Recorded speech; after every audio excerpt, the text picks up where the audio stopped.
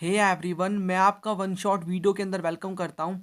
पूरा का पूरा कंप्लीट सिलेबस यहाँ पर हम देखेंगे।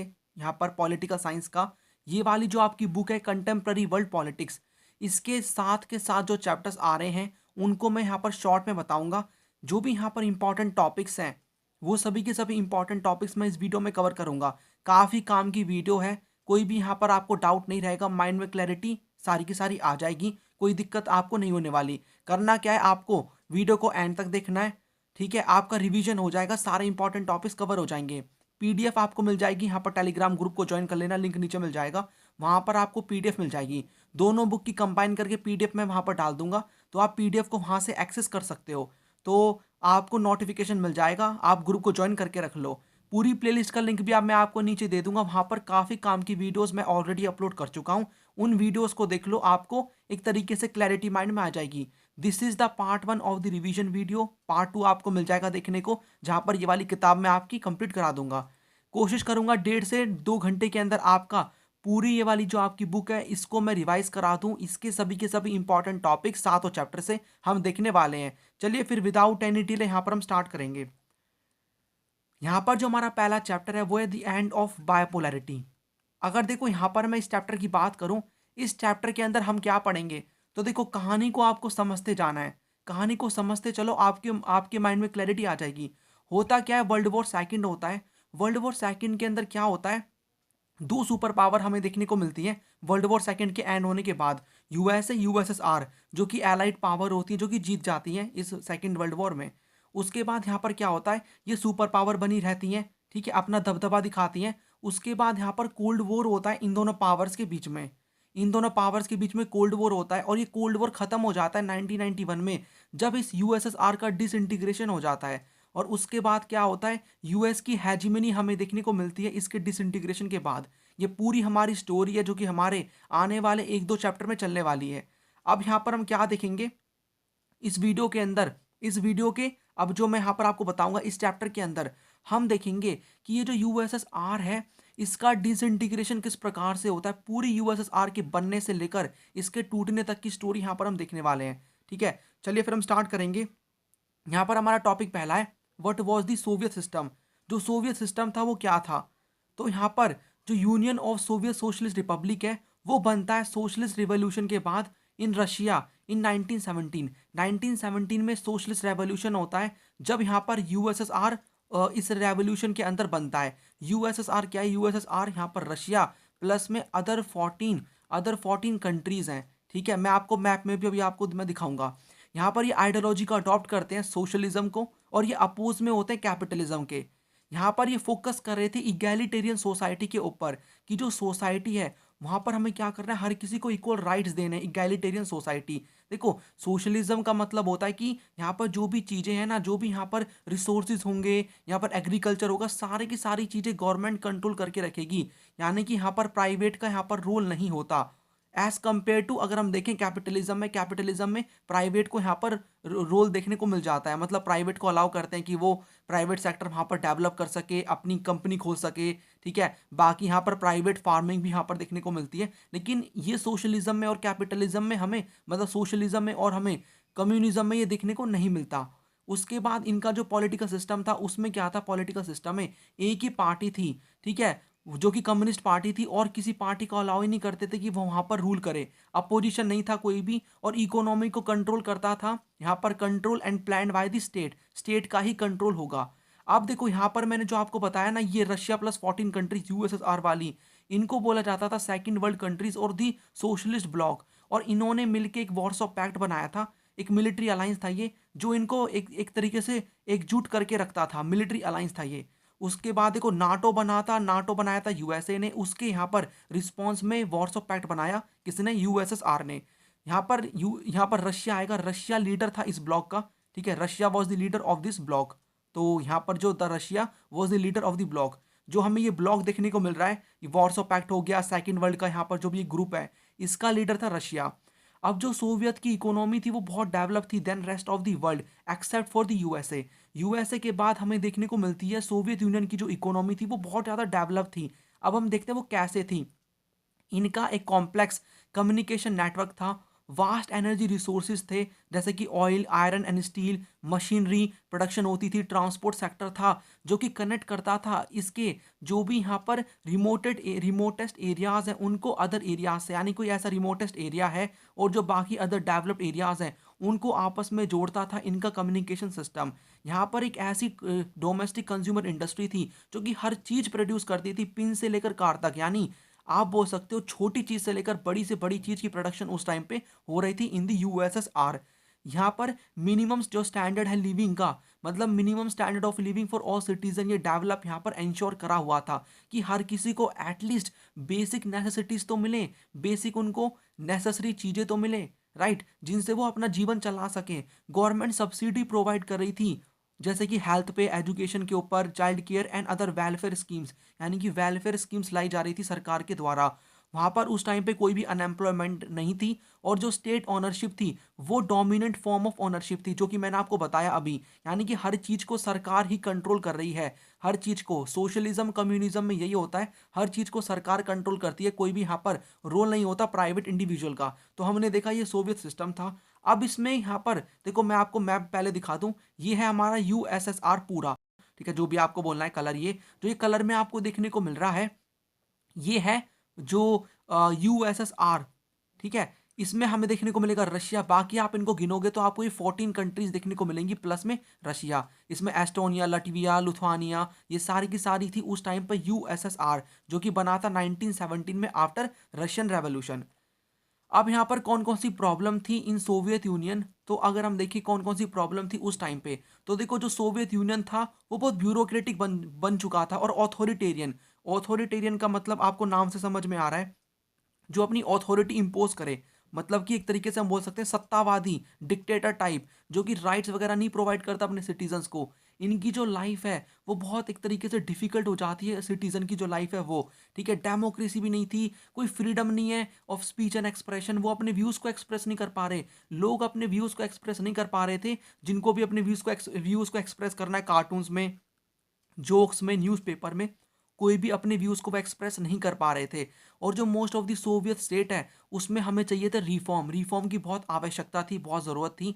और वन पार्टी सिस्टम था, कम्युनिस्ट पार्टी थी जो कि टाइट कंट्रोल करे हुई थी किसके ऊपर, जो भी इंस्टीट्यूशंस हैं, और अनअकाउंटेबल थी लोगों के प्रति। देखो, एक होती है रिस्पॉन्सिबल गवर्नमेंट और आंसरेबल गवर्नमेंट, कि आप यहाँ पर सरकार जो भी कर रही है लोग वहाँ पर पूछ सकते हैं कि आपने ये क्या किया है, आप मुझे आंसर दो, आपने ये क्यों किया। लेकिन ये थी अनअकाउंटेबल, यानी कि लोग यहाँ पर कोई क्वेश्चन नहीं कर सकते सरकार से कि आप ये क्या काम कर रहे हो, ठीक है, आपने ऐसा क्यों किया। अनअंसरेबल होगी और इररिस्पॉन्सिबल थी पीपल के प्रति। यहाँ पर कोई भी जो अर्ज है पीपल की उनको रिकॉग्नाइज नहीं किया जा रहा था 15 रिपब्लिक्स के अंदर, ठीक है। और यहाँ पर रशिया डोमिनेट कर रहा था हर चीज में। यहाँ पर पीपल को डोमिनेट, यहाँ पर मतलब रशिया, जो भी यहाँ पर रिपब्लिक्स हैं और भी 14 कंट्रीज हैं उनके ऊपर यहाँ पर डोमिनेट कर रहा था। और जो यहाँ पर लोग हैं उनको नेगलेक्ट किया जा रहा था और उनको सप्रेस किया जा रहा था, कि जो भी लोग हैं उनकी नीड्स को पूरी नहीं कर रहे हैं, उनकी बातें नहीं मानी जा रही हैं, उनको सप्रेस किया जा रहा है। सोवियत यूनियन यहाँ पर एक तरीके से behind the west in technology and infrastructure. देखो, यहाँ पर जो और कंट्रीज है वेस्टर्न कंट्रीज, वहाँ पर कैपिटलिज्म है, तो कैपिटलिज्म में वहाँ पर क्या टेक्नोलॉजिकल एडवांसमेंट हो रही है, इंफ्रास्ट्रक्चर डेवलप हो रहा है। लेकिन सोवियत यूनियन में ऐसी कोई टेक्नोलॉजिकल डेवलपमेंट नहीं हो रही थी, कोई भी यहाँ पर इंफ्रास्ट्रक्चर डेवलपमेंट नहीं हो रहा था उस टाइम पे। उसके बाद यहाँ पर क्या होता है कि मोस्टली जो पैसा है वो खर्च किया जा रहा है किसमें, मिलिट्री इक्विपमेंट्स को बाय करने में। तो यहाँ पर कोई भी जो कंज्यूमर गुड्स हैं उन पे पैसा नहीं खर्च किया जा रहा था। इसकी वजह से फूड की शॉर्टेज हो जाती है और फूड को इम्पोर्ट करना पड़ता है, और इकोनॉमी जो है वो क्या हो जाती है, स्टैग्नेंट हो जाती है, ठीक है। अब यहाँ पर आएंगे मिखेल गॉर्बाचेव, जो कि चाहेंगे कि मैं रिफॉर्म्स लेकर आऊँ और सिस्टम को ठीक करने की कोशिश करूँ। तो मिखेल गॉर्बाचेव जो कि जनरल सेक्रेटरी थे यहाँ पर कम्युनिस्ट पार्टी के ऑफ द सोवियत यूनियन 1985 में जो ये बनते हैं, ये चाहते थे कि मैं यहाँ पर चाह रहे थे कि मैं रिफॉर्म लेकर आऊँ सिस्टम के अंदर। अब देखो, रिफॉर्म की आवश्यकता क्यों है, क्यों ज़रूरत है, क्योंकि देखो मैंने जैसा कि आपको बताया कि जो ये वेस्टर्न कंट्रीज़ हैं, यहाँ पर क्या हो रहा है, वेस्टर्न कंट्रीज़ में हर चीज़ की आज़ादी है, ठीक है, वहाँ पर कैपिटलिज्म है, वहाँ पर टेक्नोलॉजिकल एडवांसमेंट हो रही है, हर चीज़ में रेवोल्यूशन आ रहा है। लेकिन यहाँ पर क्या है, इन ईस्टर्न कंट्रीज़ में, या फिर आप बोल सकते हो सोवियत जो ये ब्लॉक है, ठीक है, यूएसएसआर वाला। इसमें क्या है, सारी चीज़ों को सरकार ही कंट्रोल कर रही है। तो यहाँ पर सरकार ही सारी चीज़ों को कंट्रोल कर रही है। तो यहाँ पर क्या था, कोई टेक्नोलॉजिकल एडवांसमेंट नहीं है, कोई रेवोल्यूशन नहीं आ रहा उस प्रकार का।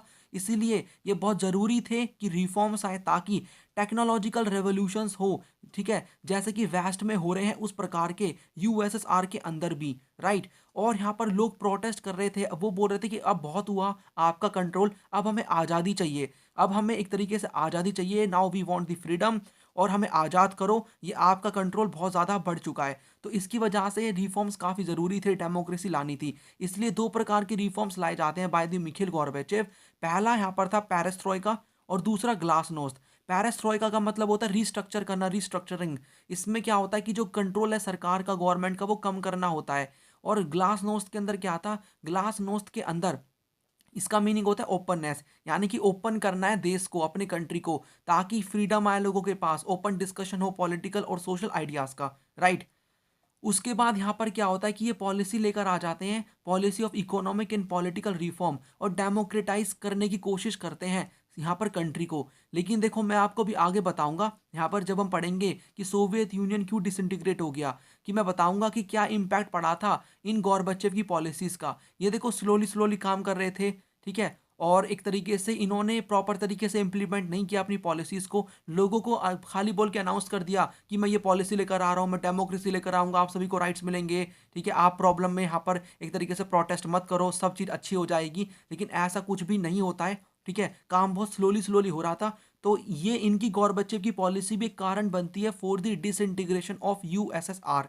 अब देखो यहाँ पर क्या है, आप खुद ही सोचो, जो एक पॉलिटिकल पार्टी जो कि इतने सालों से रूल कर रही है, ठीक है, उसको हटाने की बात की जा रही है और डेमोक्रेसी की बात की जा रही है, तो क्या पार्टी के लोग इसको एक्सेप्ट करेंगे? नहीं करेंगे। तो एक जगह से प्रेशर मिल रहा है, किसका? एक जगह से प्रेशर मिल रहा है मिखिल गॉर्बेचेव को, यहाँ पर पीपल का, आम नागरिक का, कि आप ढंग से काम नहीं कर रहे हो, जल्दी जल्दी रिफॉर्म्स को इम्प्लीमेंट करो।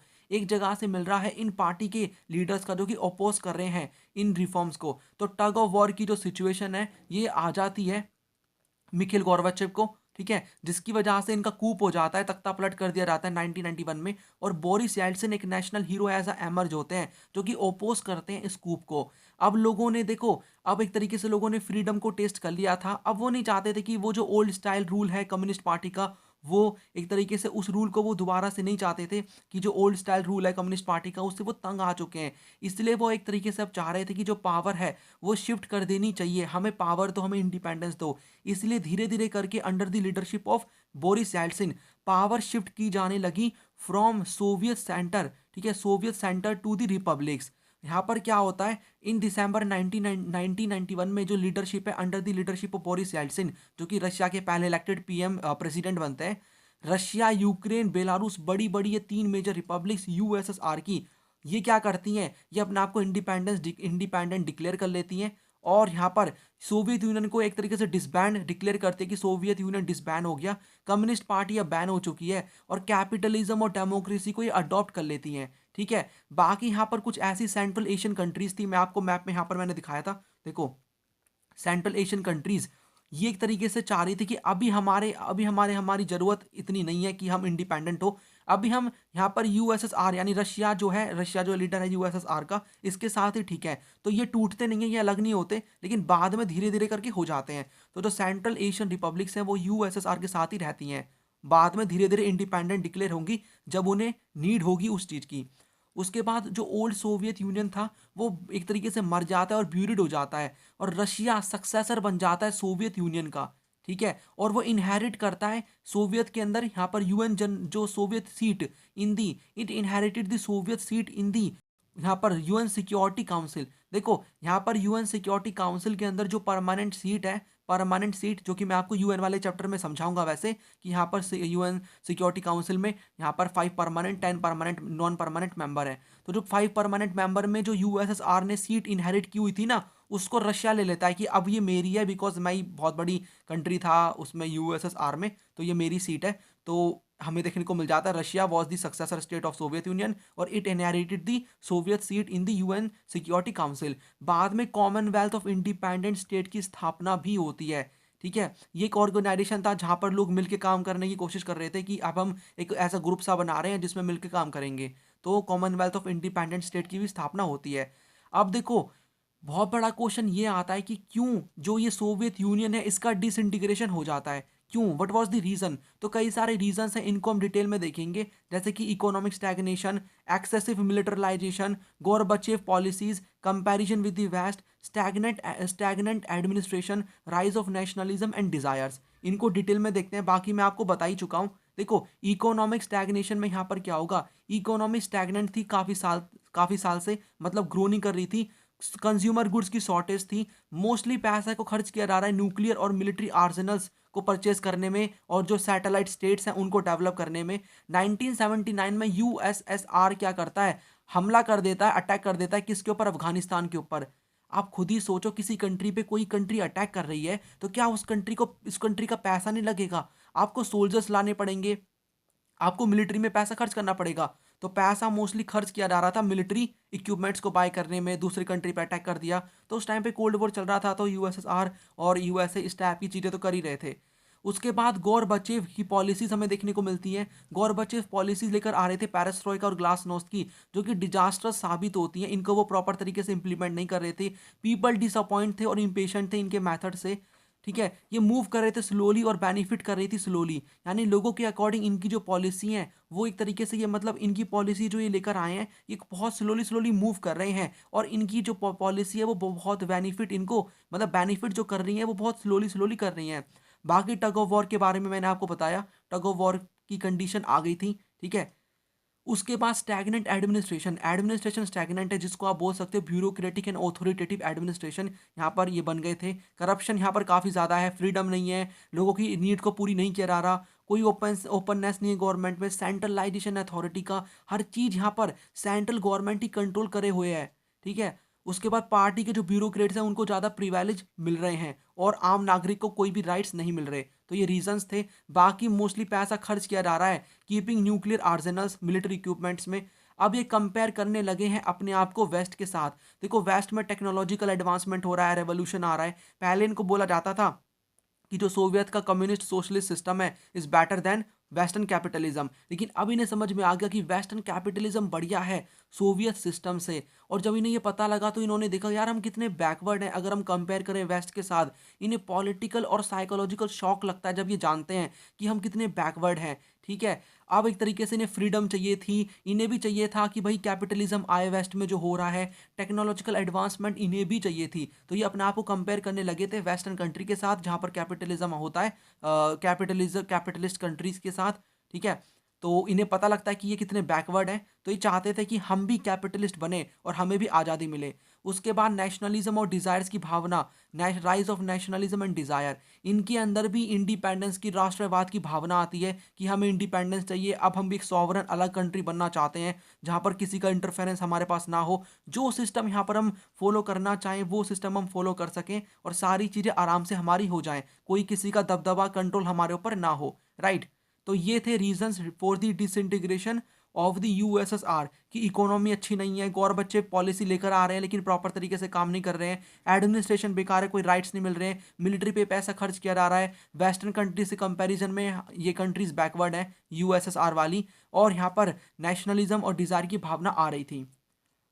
उसके बाद कौन कौन से कॉन्सिक्वेंसेज निकलते हैं ऑफ डिसइंटीग्रेशन? देखो क्या होगा, कोल्ड वॉर एंड हो जाता है। कोल्ड वॉर में क्या था, कोल्ड वॉर एक तरीके से यही तो था, यूएसए वर्सेस यूएसएसआर, कौन सी आइडियोलॉजी बेटर है। अब यहाँ पर यूएसएसआर का डिसइंटीग्रेशन हो गया और मोस्टली कंट्रीज ने कैपिटलिस्ट आइडियोलॉजी अडॉप्ट कर ली, तो जो यहाँ पर ये आर्म रेस चल रही थी, कोल्ड वॉर चल रहा था, ये खत्म हो जाता है और पीस मेंटेन हो जाती है। दूसरा होता है यूएस का डोमिनेंस और शॉक थेरापी। यूएस का डोमिनेंस यहाँ पर क्या है, यूएसए जो एक सोल सुपर पावर बचता है वर्ल्ड में, जो कि अपनी यहाँ पर हेजिमनी को दिखाएगा, जो कि हम देखेंगे अभी थोड़ी देर बाद। उसके बाद यहाँ पर जो कैपिटलिस्ट इकोनॉमी है वो डोमिनेंट इकोनॉमिक सिस्टम बन जाता है, जैसे कि यहाँ पर international organisation, institutions, world bank, IMF ये एडवाइस कर रहे थे, लोन प्रोवाइड कर रहे थे उन कंट्रीज को जो कि ट्रांजिशन कर रही हैं किससे, सोशलिस्ट से यहाँ पर, और कम्युनिस्ट से किसकी तरफ, कैपिटलिस्ट की तरफ। और लिबरल डेमोक्रेसी एमर्ज होती है as the best way to organise political life, ये बेस्ट वे है जिससे हम पॉलिटिकल लाइफ को क्या कर सकते हैं, ऑर्गेनाइज कर सकते हैं, यानी कि लिबरल डेमोक्रेसी को हर कोई अडॉप्ट कर लेता है। बाकी एक तीसरा कॉन्सिक्वेंस क्या होता है डिसइंटीग्रेशन का, वो था कि नई नई कंट्रीज़ का एमरजेंस होता है जिनके खुद के चॉइसेस, एस्पिरेशंस, इंटरेस्ट, यहाँ पर आइडेंटिटी, इंटरेस्ट और इकोनॉमिक और पॉलिटिकल डिफिकल्टीज होती हैं। यहाँ पर कुछ कंट्रीज हैं जैसे कि बाल्टिक हो गया, ईस्ट यूरोपियन कंट्रीज हो गया, ये ज्वाइन कर लेती है नाटो को और यूरोपियन यूनियन को। ठीक है, बाकी जो सेंट्रल एशियन कंट्रीज हैं, देखो सेंट्रल एशियन कंट्रीज हमें रशिया के पास देखने को मिलेंगी। वो अपनी ज्योग्राफी का एडवांटेज उठाते हुए वो अपने रिलेशन रशिया के साथ ही अच्छे मेंटेन करके रखते हैं। बाद में यूएसए और वेस्टर्न कंट्रीज के साथ भी अपने रिलेशन अच्छे वो बना लेते हैं।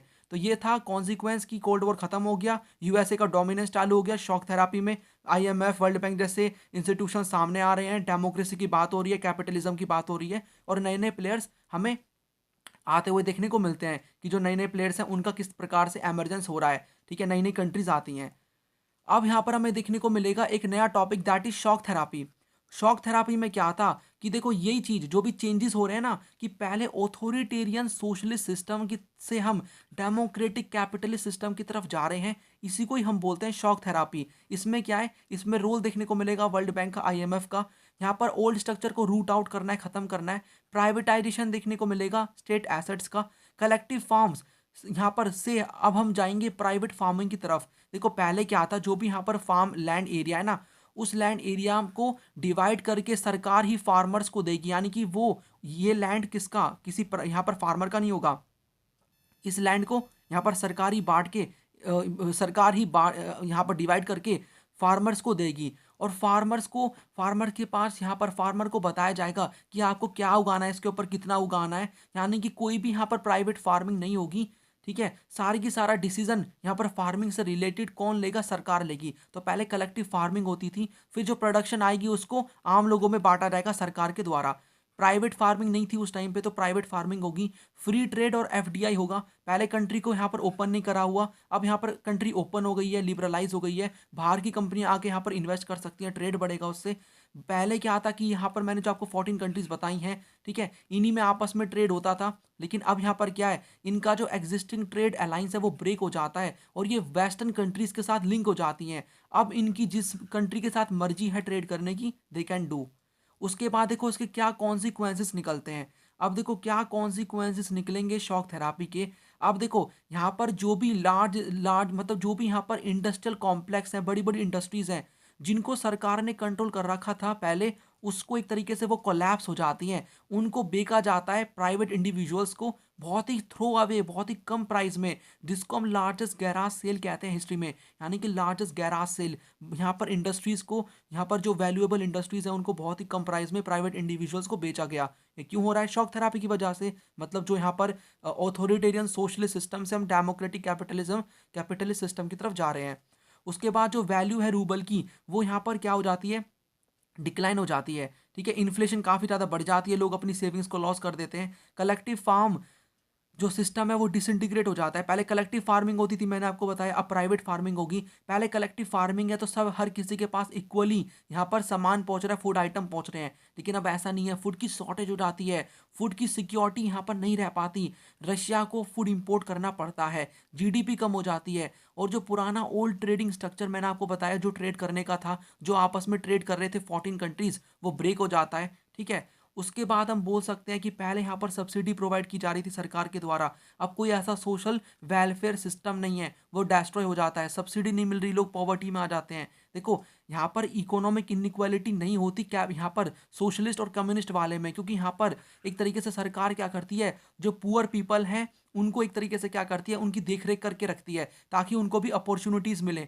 उनको एक तरीके से सारी चीज़ें प्रोवाइड हो। यानी कि इकोनॉमिक इनइक्वालिटी बहुत कम देखने को मिलेगी ऐसी कंट्रीज़ में जहाँ पर ये कम्युनिस्ट सोशलिस्ट आइडियोलॉजी को फॉलो किया जा रहा है, अगर अच्छे से किया जा रहा है तो। ठीक है, बाकी यहाँ पर क्या होता है कि जो माफिया है वो एमर्ज हो जाता है, मतलब कि एक तरीके से क्रिमिनल्स बढ़ जाते हैं जो कि कंट्रोल करते हैं इन मैनी इकोनॉमिक एक्टिविटीज़ को। उसके बाद इकोनॉमिक इनइक्वालिटी काफ़ी बढ़ जाती है, बिकॉज अब मैंने बताया आपको कैपिटलिस्ट के अंदर क्या है, जिसके पास ज़्यादा पैसा है वो ग्रो करेगा और जिसके पास नहीं है वो एक तरीके से डाउन जाता रहेगा। तो जो गैप है रिच के और पुअर के बीच में इंक्रीज हो गया था उस टाइम पे। उसके बाद हमें अब देखने को मिलेगा यूएस की हेजेमनी। कहानी को आगे बढ़ाएंगे, यूएसएसआर का डिसइंटीग्रेशन हो गया, अब यूएसए सोल सुपर पावर बच जाती है जो कि अपनी हेजिमनी को दिखाएगा। ठीक है, अब यहाँ पर हमें देखने को मिलेगा कुछ एग्जाम्पल जिनके थ्रू हम वी कैन से दैट कि यूएस ने अपनी हेजिमनी को शो किया। तो फर्स्ट गल्फ वॉर हम पढ़ेंगे, हम 9/11 का अटैक पढ़ेंगे।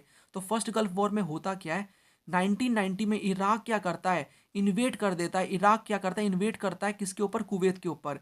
उस टाइम के जो प्रेसिडेंट थे वो थे George H. W. Bush.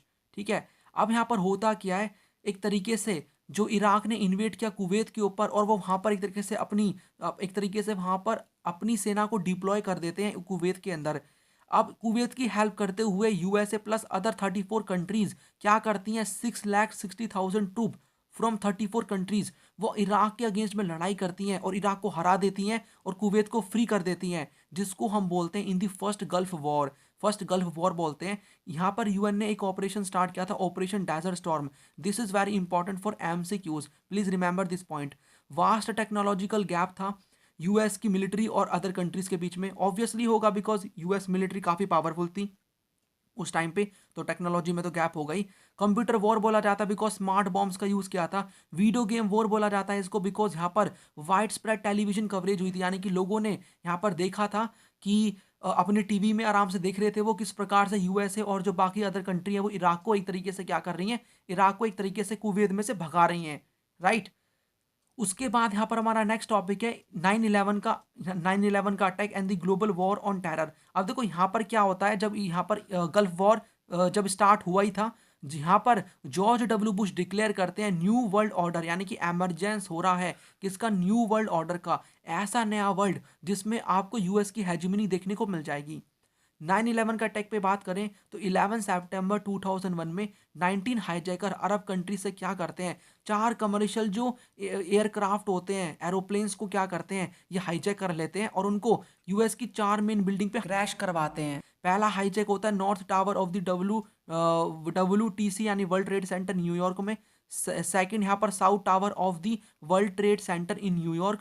Third pentagon building in Arlington Virginia, जहाँ पर पेंटागन बिल्डिंग के अंदर यूएस के डिफेंस डिपार्टमेंट का हेडक्वार्टर है। और पेंसिल्वेनिया, ये माना जाता है कि जो फोर्थ था ना, ये फोर्थ जो यहाँ पर हाईजैक करवाना था एयरक्राफ्ट, ये करवाना था यूएस के यहाँ पर पार्लियामेंट में, जिसको हम कांग्रेस बोलते हैं, ठीक है, यूएस कांग्रेस, लेकिन ये पेंसिल्वेनिया में करवाना पड़ा। तो यहाँ पर हाईजैक होता है। अब यहाँ पर क्या रिस्पॉन्स था यूएसए का, तो देखो यहाँ पर किल्ड हो जाते हैं, मतलब यहाँ पर 3000 लोग मारे जाते हैं। और इस अटैक को कंपेयर किया जाता है दो दो अटैक के साथ जो कि यूएसए पे पहले हो चुके थे। पहला हुआ था 1814 में, यहाँ पर ब्रिटिश ने क्या किया, बर्न कर दिया था वॉशिंगटन डीसी को 1814 में। और यहाँ पर 1941 में जापान अटैक कर देता है यूएस के पर्ल हार्बर के ऊपर, ठीक है, Japanese attack on Pearl Harbor in 1941। इससे इसको क्या किया जाता है, इससे इसको कंपेयर किया जाता है इस अटैक को, और हमें देखने को ये मिलेगा कि ये जो अटैक था 9/11 का, ये बहुत डिजास्टर्स था, बहुत बड़ा था, इसमें काफ़ी लोग मारे गए, इन टर्म ऑफ कैजुअलिटीज़ काफ़ी बड़ा था। क्या रिस्पॉन्स था यूएसए का, खुद ही सोचो आप, यूएसए जो कि बिना बुलाए मेहमान की तरह है, कहीं भी लड़ाई हो रही है वहाँ कूद पड़ रहा है खुद से, अब इसके ऊपर अटैक हुआ है तो क्या इसका रिस्पॉन्स होगा। तो देखो बहुत हमें एक तरीके से इसका वैसा रिस्पॉन्स गुस्से वाला देखने को मिलता है यूएसए का। तो प्रेसिडेंट जो थे जॉर्ज W. बुश, वो एक तरीके से क्या थे, वो यहाँ पर क्या करते हैं, ऑपरेशन एंड्योरिंग फ्रीडम स्टार्ट करते हैं, लॉन्च करते हैं, जहाँ पर इन्हें जिस पे भी शक लगता है, ठीक है, उसको वो क्या करते हैं, अटैक, वहाँ पर अटैक नहीं मतलब उसको वो वहाँ पर क्या करते हैं, इस अटैक के पीछे जो भी इनको लगता है, जिस पे भी शक है, उसको वो वहाँ पर अरेस्ट कर लेते हैं और सजा देते हैं। इनको मेनली शक था अलकायदा और तालिबान जैसे टेररिस्ट यहाँ पर ग्रुप के ऊपर, अफगानिस्तान के अंदर जो है। और ये क्या करते हैं, अरेस्ट करते हैं all over the world. Even यहाँ पर देखो जिस कंट्री से वो पर्सन को अरेस्ट कर रहे हैं ना, ये उनकी सरकार को भी नहीं पता कि उनके पर्सन को, उनकी कंट्री के मेंबर को अरेस्ट किया जा रहा है। और वो उनको क्या करते हैं, डिटेन करते हैं सीक्रेट प्रिजन के अंदर, ठीक है। और कुछ लोगों को वो क्या लेकर आते हैं, गुआंतानामो बे में लेकर आ जाते हैं, जो कि क्या आता है, यूएस का एक नेवल बेस था क्यूबा के अंदर। इवन यहाँ पर क्या है, इनको कोई भी इंटरनेशनल लॉ की प्रोटेक्शन नहीं मिलती, और the law of their own country, और यूएस के रिप्रेजेंटेटिव्स को भी अलाउ नहीं किया जा रहा कि वो इनसे मिल सके, इन प्रिजनर से मिल सके। आप खुद ही सोचो, यूएन जैसी इंटरनेशनल ऑर्गेनाइजेशन जो कि यूएसए से भी ऊपर है, इंटरनेशनल लेवल की है, उनके रिप्रेजेंटेटिव को भी नहीं अलाउ किया जा रहा कि वो भी मिल सकें, ठीक है। तो हम बोल सकते हैं काफ़ी बड़ी ये प्रॉब्लम थी उस टाइम पे यूएस की हेजिमनी। यूएस ने बहुत एक तरीके से अपना डोमिनेशन दिखाया था और 9/11 का बदला लिया था। यहाँ पर नया टॉपिक जोड़ा इस चैप्टर के अंदर, अरब स्प्रिंग। अरब स्प्रिंग को हम देख लेते हैं, तो हमें देखने को ये मिलेगा अरब स्प्रिंग के अंदर कि जो 21st सेंचुरी है इसमें नई नई डेवलपमेंट्स आती हैं। यहाँ पर क्या होता है कि यहाँ पर जो ऑटोक्रेटिक डिक्टेटरशिप, इसके अगेंस्ट में क्या होते हैं, प्रोटेस्ट होते हैं जो कि स्टार्ट होते हैं टूनीसिया से। टूनीसिया, ये here you can see the African country. किसके लिए होते हैं, किसके यहाँ पर क्या इसका मोटिव था, ये था कि भाई डेमोक्रेसी सेटअप करनी है, डेमोक्रेटाइजेशन लेकर आना है, करप्शन, अनएम्प्लॉयमेंट, पॉवर्टी इनके खिलाफ होता है। ये बोलते हैं कि ये जो प्रॉब्लम आ रही है these are because of the outcome of autocratic dictatorship, इसको खत्म करना है, यहाँ से निकलो।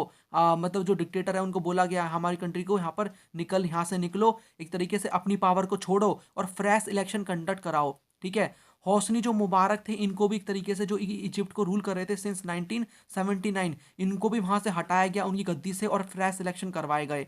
ठीक है, बाद में ये जो अरब स्प्रिंग है ये हमें देखने को मिलता है यमन में, बहरीन में, लिबिया, सीरिया के अंदर, और सिमिलर प्रोटेस्ट होते हैं by the people led to democratic awakening throughout the region. तो सिमिलर प्रोटेस्ट हमें और भी यहाँ पर रीजन में देखने को मिलेंगे, किस चीज को लेकर, डेमोक्रेसी को लेकर, डेमोक्रेसी को सेटअप करो। राइट, तो यहाँ पर ही हमारा ये चैप्टर कंप्लीट हो जाता है, यूएसएसआर का डिसइंटीग्रेशन कैसे हुआ, यूएस की हेजिमनी और अरब स्प्रिंग। हमारा नेक्स्ट यहाँ पर चैप्टर है, चैप्टर नंबर यहाँ पर सेकंड, ये है न्यू सेंटर्स ऑफ पावर, जिसको हम बोल सकते हैं यहाँ पर अल्टरनेटिव सेंटर्स ऑफ पावर भी। अब देखो कहानी हमारी वही चल रही है, यूएसएसआर का डिसइंटीग्रेशन हुआ, यूएसए सोल सुपर पावर बच गई जो कि अपनी हेजिमनी दिखाती है। उसके बाद ऐसा नहीं है कि यूएसए की हेजिमनी चलती रहेगी, नए नए और अल्टरनेटिव सेंटर ऑफ पावर भी आते हैं। ठीक है, इनको हम देखते हैं। तो इनमें से पहला है यूरोपियन यूनियन। हम यूरोपियन यूनियन के बारे में पढ़ेंगे, आसियान के बारे में पढ़ेंगे, we will study about the China as well. Right, बाकी और भी जो नए टॉपिक ऐड हुए हैं, इसराइल, रशिया, इंडिया, इनके बारे में भी we will study. So European Union के बारे में अगर हम बात करें तो यूरोपियन यूनियन में प्रेजेंट 27 कंट्री हैं आफ्टर ब्रेक्जिट। राइट, सो यहाँ पर होता क्या है, अंडर मार्शल प्लान अमेरिका क्या करता है, अमेरिका जो देखो उस टाइम पे यूरोप को डिवाइड कर लिया था, जो वेस्टर्न यूरोप था वो किसके कंट्रोल में था, यूएसए के, ड्यूरिंग कोल्ड वॉर। और ईस्टर्न यहाँ पर जो है वो ईस्टर्न यूरोप किसके कंट्रोल में था, यूएसएसआर के कंट्रोल में। तो वेस्टर्न जो कंट्रीज जो कि नाटो की पार्ट हैं, वेस्टर्न यूरोपियन कंट्रीज, इनकी इकोनॉमी को रिवाइव करने का प्लान आता है, मार्शल प्लान जिनको हम बोलते हैं, ये आता है। ठीक है, यहाँ पर क्या होता है, organisation for European economic cooperation को स्टैब्लिश किया जाता है 1948 में। इसका काम था कॉपरेट करना ट्रेड में और इकोनॉमिक इश्यूज में। उसके बाद काउंसिल ऑफ यूरोप बनती है 1949 में, यूरोपियन इकोनॉमिक कम्युनिटी बनती है 1957 में। फिर होता है बहुत बड़ा एक तरीके से इवेंट वर्ल्ड वाइड, जिससे कोल्ड वॉर खत्म हो जाता है 1991 का, यूएसएसआर का डिसइंटीग्रेशन। इसके बाद क्या होता है, यूरोपियन यूनियन स्टैब्लिश होता है 1992 में। ठीक है, इनका खुद का फ्लैग है, एंथम है, फाउंडिंग डेट है, करेंसी है, कॉमन फॉरेन पॉलिसी है, सिक्योरिटी पॉलिसी है। इनका यूरोपियन यूनियन का इकोनॉमी, पॉलिटिकल, डिप्लोमेटिक और मिलिट्री हर फील्ड में इन्फ्लुएंस, दबदबा, डोमिनेंस हमें देखने को मिलता है। अब बारी बारी डिस्कस करेंगे, let start with the economic. तो बिगेस्ट इकोनॉमी है, जीडीपी मोर देन 17 ट्रिलियन है 2016 में। इसकी जो करेंसी यूरो है वो थ्रेट दे रही है यूएस के जो डॉलर है उसको, जो यूएस के डॉलर का डोमिनेंस है उसको थ्रेट दे रही है। इसका जो शेयर है वर्ल्ड ट्रेड में वो 3 टाइम्स लार्जर है than that of the United States. इसकी जो इकोनॉमिक पावर है वो क्या करती है, एक तरीके से इन्फ्लुएंस कर रही है over its closest neighbour as well as in Asia and Africa. इसका इंपॉर्टेंट रोल है वर्ल्ड ट्रेड ऑर्गेनाइजेशन के अंदर। उसके बाद पॉलिटिकल अगर हम देखें तो 1 मेंबर है यूरोपियन यूनियन का, ठीक है, फ्रांस। पहले ब्रिटेन भी था, फ्रांस ही रह गया आफ्टर ब्रेक्सिट। ये परमानेंट सीट होल्ड करके रखता है यूएन की सिक्योरिटी काउंसिल में।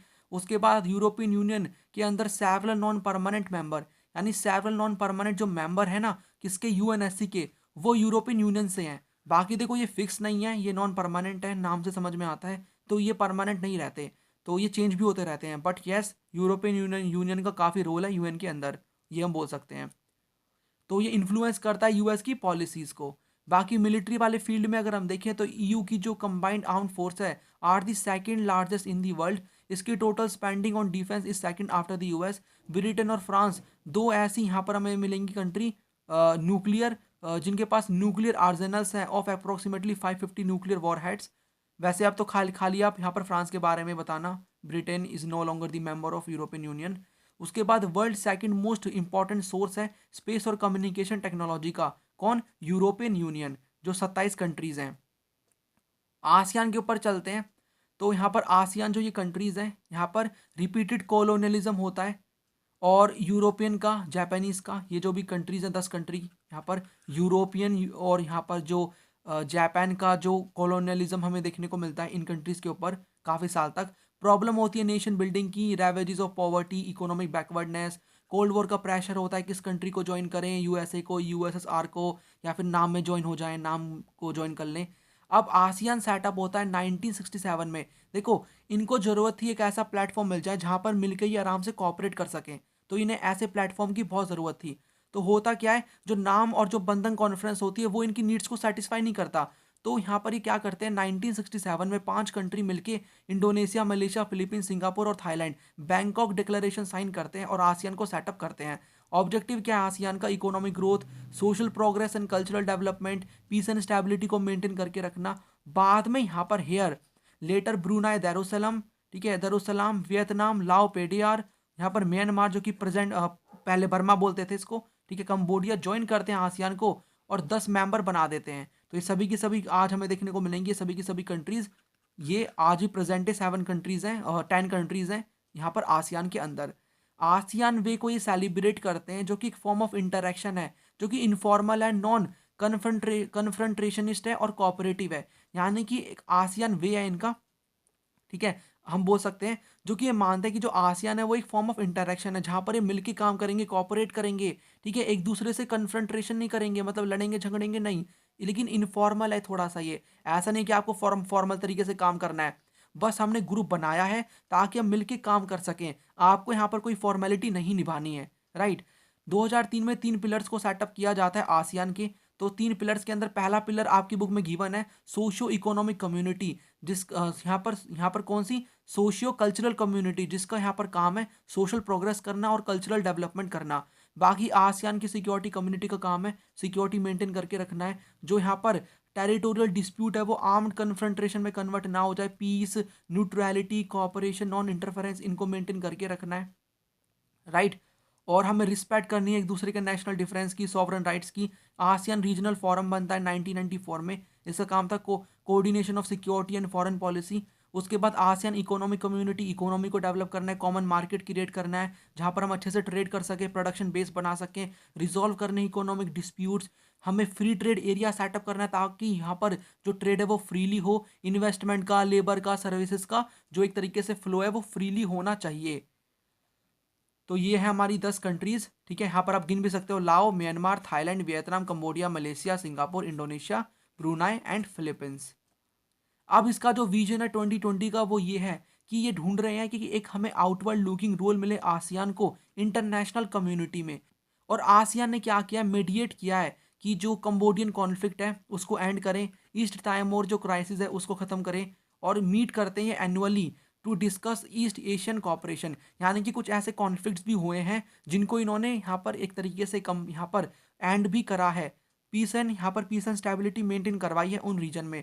बाकी ये एनुअली मीट करते रहते हैं। तो लेटेस्ट हमें जो मीटिंग देखने को मिलेगी वो है 36 नंबर की आसियान की मीटिंग, जो कि कब हुई थी, तो 36 नंबर की आसियान की समिट 2020 में हनोई के अंदर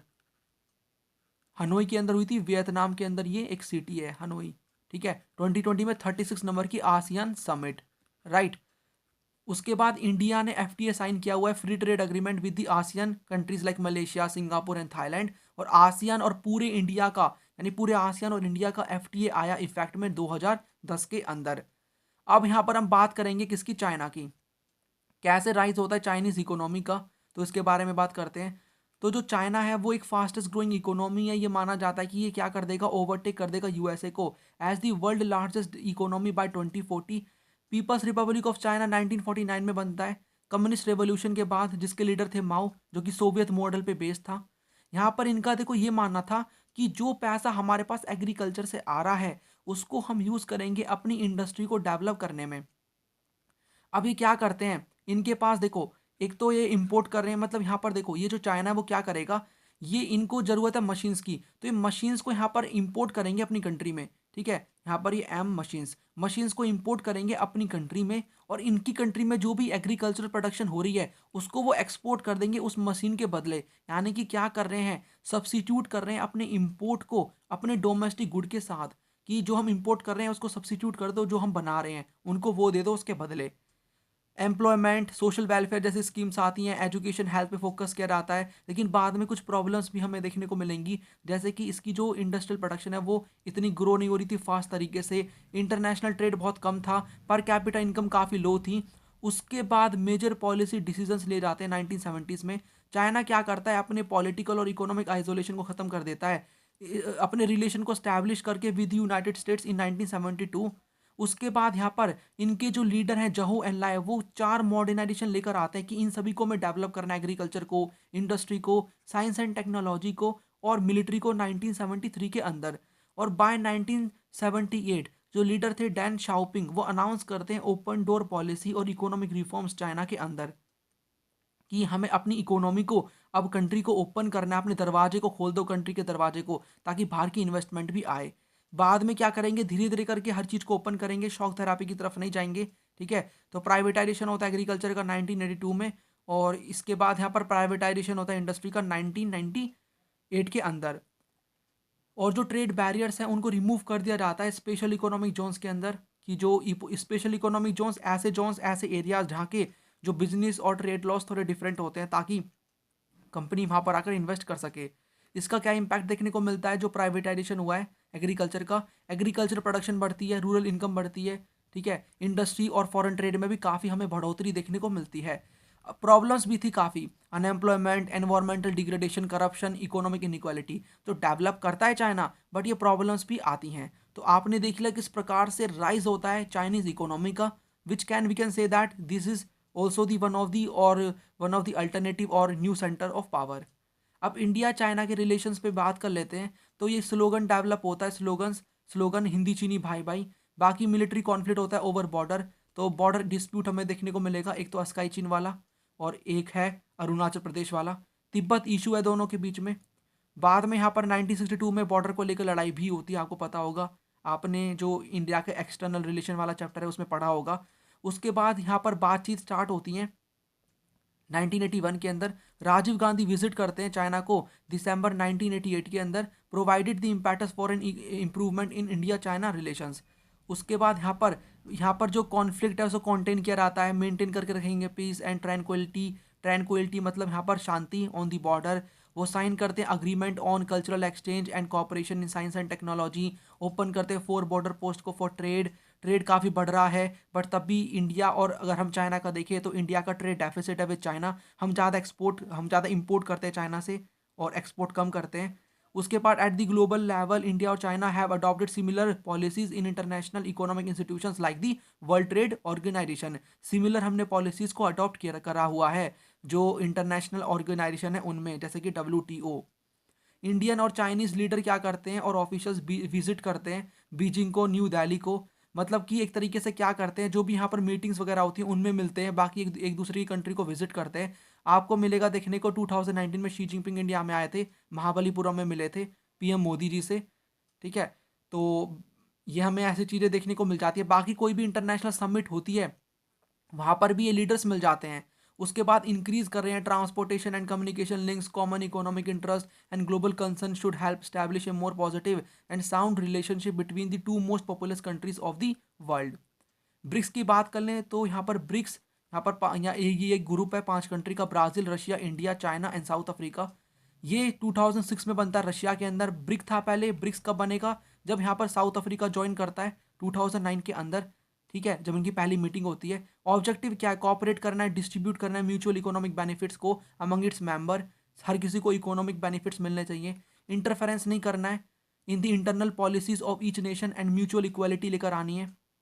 11th कॉन्फ्रेंस होती है ब्रिक्स की ब्राज़ील के अंदर 2019 में, जिसको चेयर करते हैं ब्राज़ील के प्रेसिडेंट जायर बोल्सोनारो। देखो, कोई भी इंटरनेशनल ऑर्गेनाइजेशन अगर बन रहा है ना, उसका काम क्या होगा कि जो भी यहाँ पर आसपास दिक्कतें आ रही हैं उनको हमें दूर करना है, मिलके चलना, इकोनॉमी को डेवलप करना है, हर किसी कंट्री से अपना फ़ायदा निकालना है। ठीक है, मिलके काम करना है, फ़ायदा लेकर आना है, ताकि हर किसी का डेवलपमेंट हो, बेनिफिट हो। तो कोई भी यहाँ पर ऑर्गेनाइजेशन बनता है ना, उसके कुछ कॉमन यही एक तरीके से ऑब्जेक्टिव्स होते हैं कि कोऑपरेट करना है, मिलके चलना है।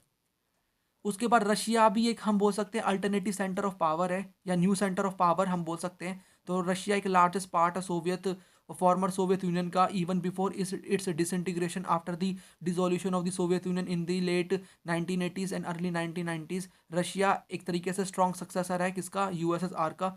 रशिया की जीडीपी करंटली 11 है वर्ल्ड में, 11th इन दी वर्ल्ड।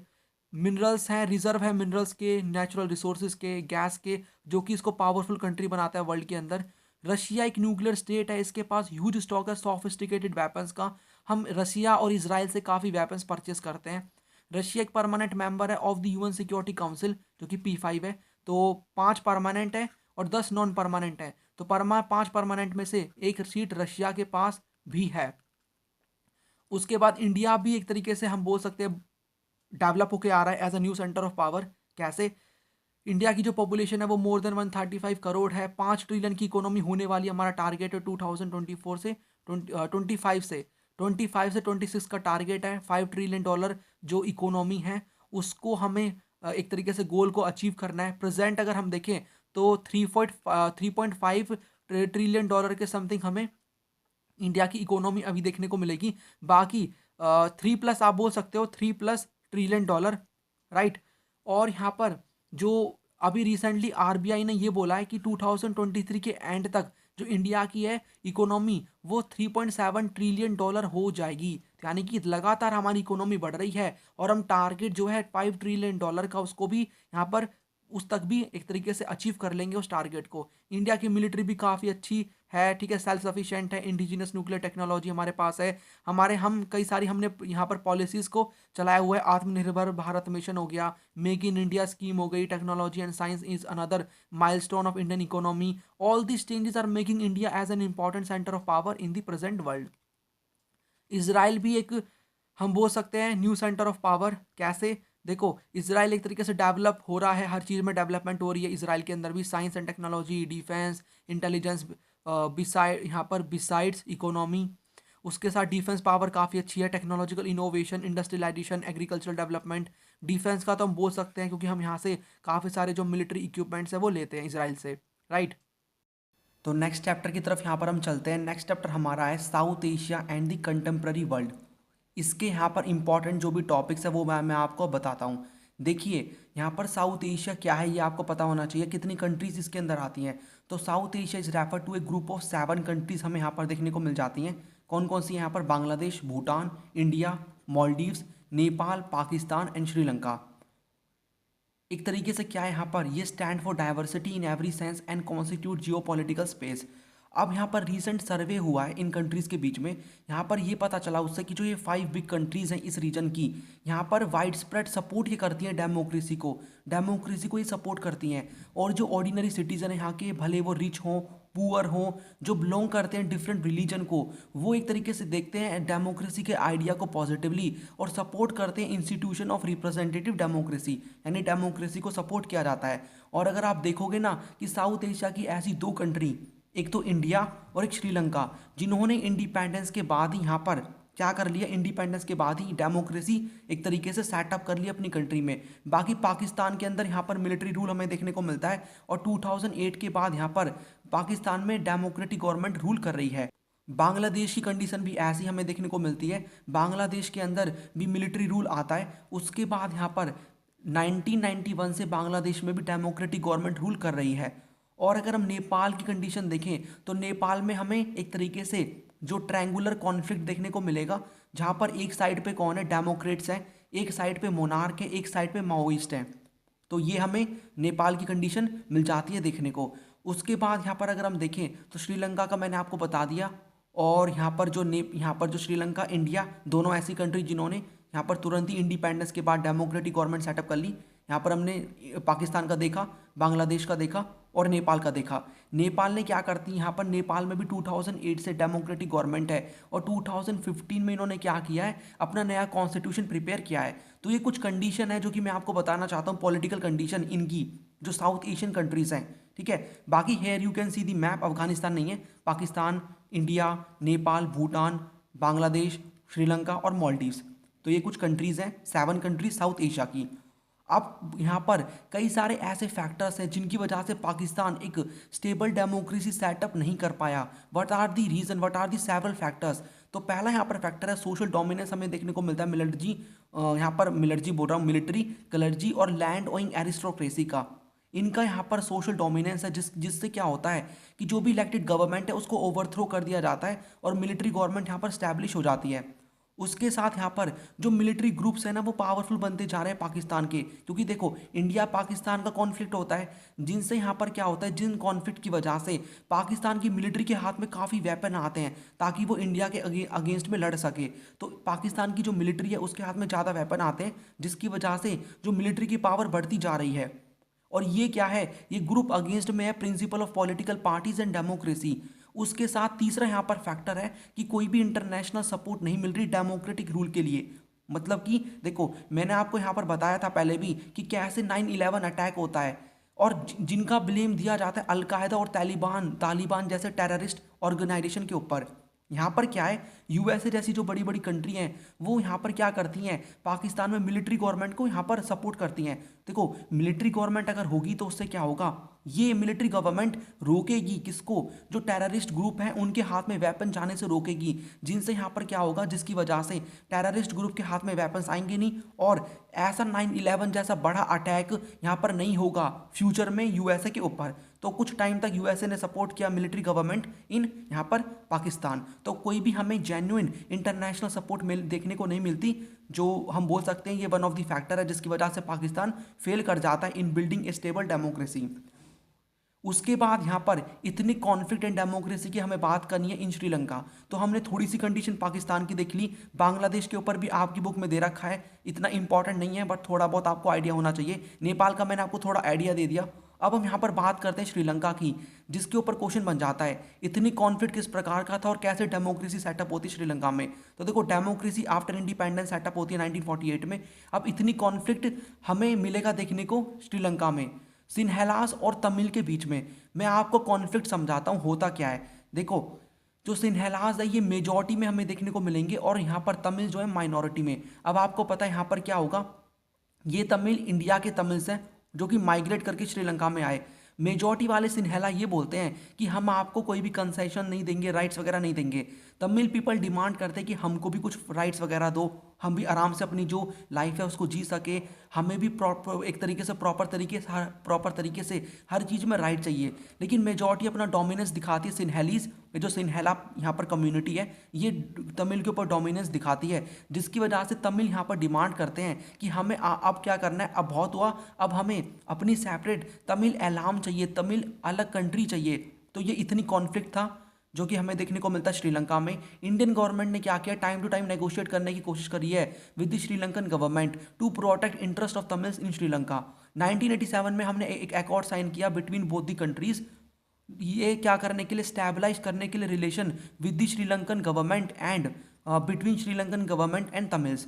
और हमने 1989 में अपनी इंडियन पीस कीपिंग फोर्स, देखो हमने अपनी आर्मी को भेजा, अपनी इंडियन पीस कीपिंग फोर्स को भी भेजा एक तरीके से जो रिलेशन है, ये जो प्रॉब्लम है उसको सॉल्व कराने के लिए श्रीलंका में। बिकॉज यहाँ पर जो इंडियन तमिल्स थे, हमारे तमिलनाडु वाला जो स्टेट है वहाँ के जो तमिल हैं वो यहाँ पर एक तरीके से प्रेशर बना रहे थे कॉन्टिन्यूसली इंडियन गवर्नमेंट के ऊपर कि आपको क्या करना है, जो तमिल पीपल हैं इनकी हेल्प करनी है जो श्रीलंका में प्रॉब्लम फेस कर रहे हैं। तो हमने अपनी आर्मी को भी भेजा, इंडियन पीस कीपिंग फोर्स को भी भेजा। लेकिन यहाँ पर श्रीलंका के पीपल का मानना है कि हम इनकी इंटरनल अफेयर्स में क्या कर रहे हैं, इंटरफेयर कर रहे हैं। तो हमने क्या किया, 1989 में अपनी इंडियन पीस कीपिंग फोर्स को वापस बुला लिया श्रीलंका से। उसके बाद 2009 में LTTE liberation tigers of Tamil Eelam जो कि तमिल्स बनाते हैं, ये हार जाती है और ये जो एक तरीके से जो ये चल रहा था डिमांड तमिल एलाम की, ये ख़त्म हो जाती है, इतनी कॉन्फ्लिक्ट ख़त्म हो जाता है। उसके बाद श्रीलंका की कुछ अचीवमेंट भी हमें देखने को मिलेंगी, जैसे कि ये पहली कंट्री बनी जिसने क्या किया, अपनी डेमोक्रेटिक पॉलिटिकल सिस्टम को सेटअप किया, high level of human development है, सक्सेसफुली कंट्रोल किया rate of growth of population, पहली कंट्री बनी जिसने अपनी इकोनॉमी को लिबरलाइज किया, और highest per capita gross domestic product for many years भी रहा है श्रीलंका के अंदर। उसके बाद इंडिया पाकिस्तान के कॉन्फ्लिक्ट के बारे में बात करें तो कश्मीर को लेके यहाँ पर प्रॉब्लम है, जो कि आपको पता है काफ़ी लड़ाइयाँ हो चुकी हैं अलग अलग टाइम पे। उसके बाद सियाचिन ग्लेशियर के कंट्रोल को लेकर भी यहाँ पर फाइट होती है दोनों कंट्री के बीच में। आर्म्स के कंट्रोल को लेकर भी होती है, इंडिया ने टेस्ट किया पोखरण में। 1998 में। उसके बाद ही उसी ईयर में चागाई हिल्स के अंदर पाकिस्तान ने कर दिया कि आप हमें दिखा रहे हो कितना दम है, हम भी दिखा देते, हम भी किसी से कम नहीं है, हमारे पास भी न्यूक्लियर वेपन्स हैं, हमें डरा के रखने के लिए। इंडियन गवर्नमेंट ब्लेम करती है पाकिस्तान गवर्नमेंट को कि क्या करता है पाकिस्तान, जो कश्मीरी मिलिटेंट्स हैं उनको आर्म्स, ट्रेनिंग, मनी और प्रोटेक्शन प्रोवाइड करता है ताकि वो इंडिया के अगेंस्ट में टेररिस्ट स्ट्राइक कर सके। और पाकिस्तान क्या करता है, जो प्रो खालिस्तानी मिलिटेंट्स हैं, पाक देखो इंडिया के पंजाब वाले रीजन में कुछ ऐसे भी यहाँ पर कम्युनिटी है जो कि डिमांड करती है कि हमारे लिए अलग कंट्री बनाओ, यहाँ पर पंजाब में से अलग यहाँ पर कंट्री बनाओ खालिस्तान नाम की। तो खालिस्तान मिलिटेंट्स को भी आर्म्स और एम्यूनिशंस प्रोवाइड करता है ये पाकिस्तान, इंडियन गवर्नमेंट का कहना है। और पाकिस्तान की spy agency inter services intelligence ये क्या करती है, बहुत सारे इंडिया एंटी इंडिया कैंपेन में इन्वॉल्व होती है, ठीक है। और पाकिस्तान की जो यहाँ पर एक तरीके से गवर्नमेंट है पाकिस्तान की, वो ब्लेम करती है इंडियन गवर्नमेंट को और उनकी सिक्योरिटी एजेंसीज को कि हम क्या करते हैं, भड़काने का काम करते हैं, trouble in the province of Sindh and Balochistan जो कि पाकिस्तान के अंदर हैं। इंडिया पाकिस्तान के यहाँ पर प्रॉब्लम्स हैं, इश्यूज हैं शेयरिंग ऑफ रिवर वाटर्स को लेकर। इसमें वर्ल्ड बैंक सामने आता है जो कि इंडस वाटर ट्रीटी साइन करवाता है, राइट। दोनों कंट्री के बीच में यहाँ पर एक तरीके से कोई भी अग्रीमेंट नहीं हुआ, जो कि इशू है सर क्रीक का इन दी रन ऑफ कच्छ। तो ये प्रॉब्लम्स हैं, आपको मैंने जो हाईलाइट किया हुआ है वो कीवर्ड्स हैं, उनको पहचानो, उनको वहाँ पर देखो एंड उसके अकॉर्डिंग आपको समझना है टॉपिक को। तो आपको माइंड में क्लैरिटी होनी चाहिए कि ये सभी कॉन्फ्लिक्ट्स हैं। उसके बाद आपको एक तरीके से अपने एग्जाम में क्वेश्चन बनेगा तो लिख के आना है। नेक्स्ट यहाँ पर है, लड़ाई तो हम करते रहते हैं लेकिन उसके साथ कोऑपरेशन के एरियाज भी हैं। दोनों कंट्री ने क्या किया है, कॉन्फिडेंस बिल्डिंग मेजर को फॉलो किया, जो कि मैं आपको बताऊंगा अभी सिक्योरिटी वाले चैप्टर में। उसके बाद यहाँ पर to reduce the risk of war, social activist and prominent personalities collaborate करते हैं एक ऐसा एटमॉस्फेयर बनाने के लिए, एक atmosphere of friendship among the people of both countries. Leaders जो है वो समिट्स जो होती हैं, अलग अलग समिट्स होती हैं, उनमें मिलते हैं आके। उसके साथ यहाँ पर नंबर ऑफ जो देखो लीडर जो है वो समिट में, ये हमें देखने को मिलेगा कि कई साल ऐसी बीत गई हैं जब से यहाँ पर इंडिया के पीएम पाकिस्तान में नहीं गए एंड पाकिस्तान के इंडिया में नहीं आए। बट यहाँ पर जो अलग अलग इंटरनेशनल यहाँ पर मीटिंग्स होती हैं अलग अलग ग्रुप्स की, वहाँ पर मिल जाते हैं, ठीक है। वहाँ पर एक तरीके से मिल जाते हैं दोनों कंट्री के पीएम हम बोल सकते हैं या फिर और भी लीडर्स, तो समिट्स में मिलते रहते हैं। Number of bus route have been open up between the two countries, तो बस रूट ओपन किए गए हैं। जो ट्रेड है दोनों पार्ट्स ऑफ पंजाब में वो इंक्रीज हुआ है, वीज़ाज इजीली से दिए जाते हैं। और करतारपुर साहिब कॉरिडोर जो कि रीसेंट डेवलपमेंट है वो भी यहाँ पर ओपन किया गया, जो कि यहाँ पर कनेक्ट करता है गुरुद्वारा दरबार साहिब जो कि पाकिस्तान में टू डेरा बाबा नानक जो कि इंडिया में है। तो देखो आप न्यूज़ पढ़ते हो, आपको न्यूज़ में जो भी एरियाज ऑफ कॉपरेशन मिलते हैं देखने को, you can mention that as well. तो करंट अफेयर्स की यहाँ पर मैं एक तरीके से जो भी रीसेंट डेवलपमेंट्स हुई हैं उनको मैं यहाँ पर कवर नहीं कर सकता because this is not the current affair lecture. तो आपको लेकिन जो भी पता है आप इसमें मेंशन कर सकते हो, ऐसा नहीं है कि आपको बुक की चीज़ें ही लिखनी है। देखो रिलेशन की चीज़ें ऐसी हैं जो कि चेंज होती रहती हैं, कल को कुछ यहाँ पर हो सकता है, परसों कुछ और चीज़ें हो सकती हैं, तो रिलेशन की चीज़ें चेंज होती रहती हैं। बट जो कॉमन चीज़ें हैं जो पास्ट में रहा है वो आप थोड़ा सा बुक में से लिख के, बाकी अपने कुछ आपको एक्स्ट्रा पॉइंट्स पता है उनको आप लिख सकते हो, but that points should be relevant. उसके बाद इंडिया बांग्लादेश के ऊपर अगर हम बात करें, इंडिया बांग्लादेश के ऊपर, तो sharing of Ganga and Brahmaputra river water को लेकर यहाँ पर हम बोल सकते हैं कॉन्फ्लिक्ट है। यहाँ पर बांग्लादेश से क्या होते हैं, इलीगल इमाइग्रेंट्स इंडिया में आते हैं, लेकिन बांग्लादेश डिनाई करता है कि हमारी कंट्री से नहीं आ रहे हैं, बांग्लादेश से नहीं आ रहे हैं। बांग्लादेश यहाँ पर रिफ्यूज़ करता है कि वो अलाउ करे इंडियन ट्रूप्स को कि वो यहाँ पर उनकी टेरिटरी के थ्रू इंडिया के जो नॉर्थ ईस्टर्न वाले पार्ट में जा सकें, तो वो अलाउ नहीं करता। कभी कभी यहाँ पर चिटागोंग हिल ट्रैक्ट के अंदर दंगे फसाद करवाने का काम करता है इंडिया, ऐसा बांग्लादेश का मानना है। और अनफेयर है मतलब ट्रेड के अंदर, ये ऐसा टाइप का भी ट्रेड को लेकर भी इश्यूज हैं। बाउंड्री डिस्प्यूट है जिसको 2015 में सॉल्व किया गया, ये मैं आपको बताऊंगा। एरियाज ऑफ कॉपरेशन कौन से हैं, इकोनॉमिक रिलेशन इंप्रूव हो रहे हैं। बांग्लादेश पार्ट है इंडिया की लुक ईस्ट पॉलिसी का, जो कि this is now act east policy. Cooperate करते हैं डिजास्टर मैनेजमेंट में, एनवायरमेंटल इश्यूज में। 2015 में देखो क्या हुआ था, हमने एनक्लेव्स शेयर करे थे। एनक्लेव्स का मतलब होता है कि कुछ ऐसी टेरिटरी थी जो कि क्या करती थी, बिलोंग करती थी बांग्लादेश को, वो इंडिया में थी, और कुछ ऐसी टेरिटरी जो कि इंडिया को बिलोंग करती थी वो बांग्लादेश की टेरिटरी के अंदर थी। हमने क्या किया, एक काम करो कि जो टेरिटरी आपकी हमारी कंट्री में है उसको हम रख लेते हैं, और जो हमारी टेरिटरी आपकी कंट्री में है उसको आप रख लो। तो हमने जो एनक्लेव्स हैं उनका शेयर कर लिया था 2015 में। उसके बाद से बाउंड्री डिस्प्यूट थोड़ा सा सॉल्व होता हुआ हमें देखने को मिला, अंडरस्टैंड करते हैं एक दूसरे की नीड को।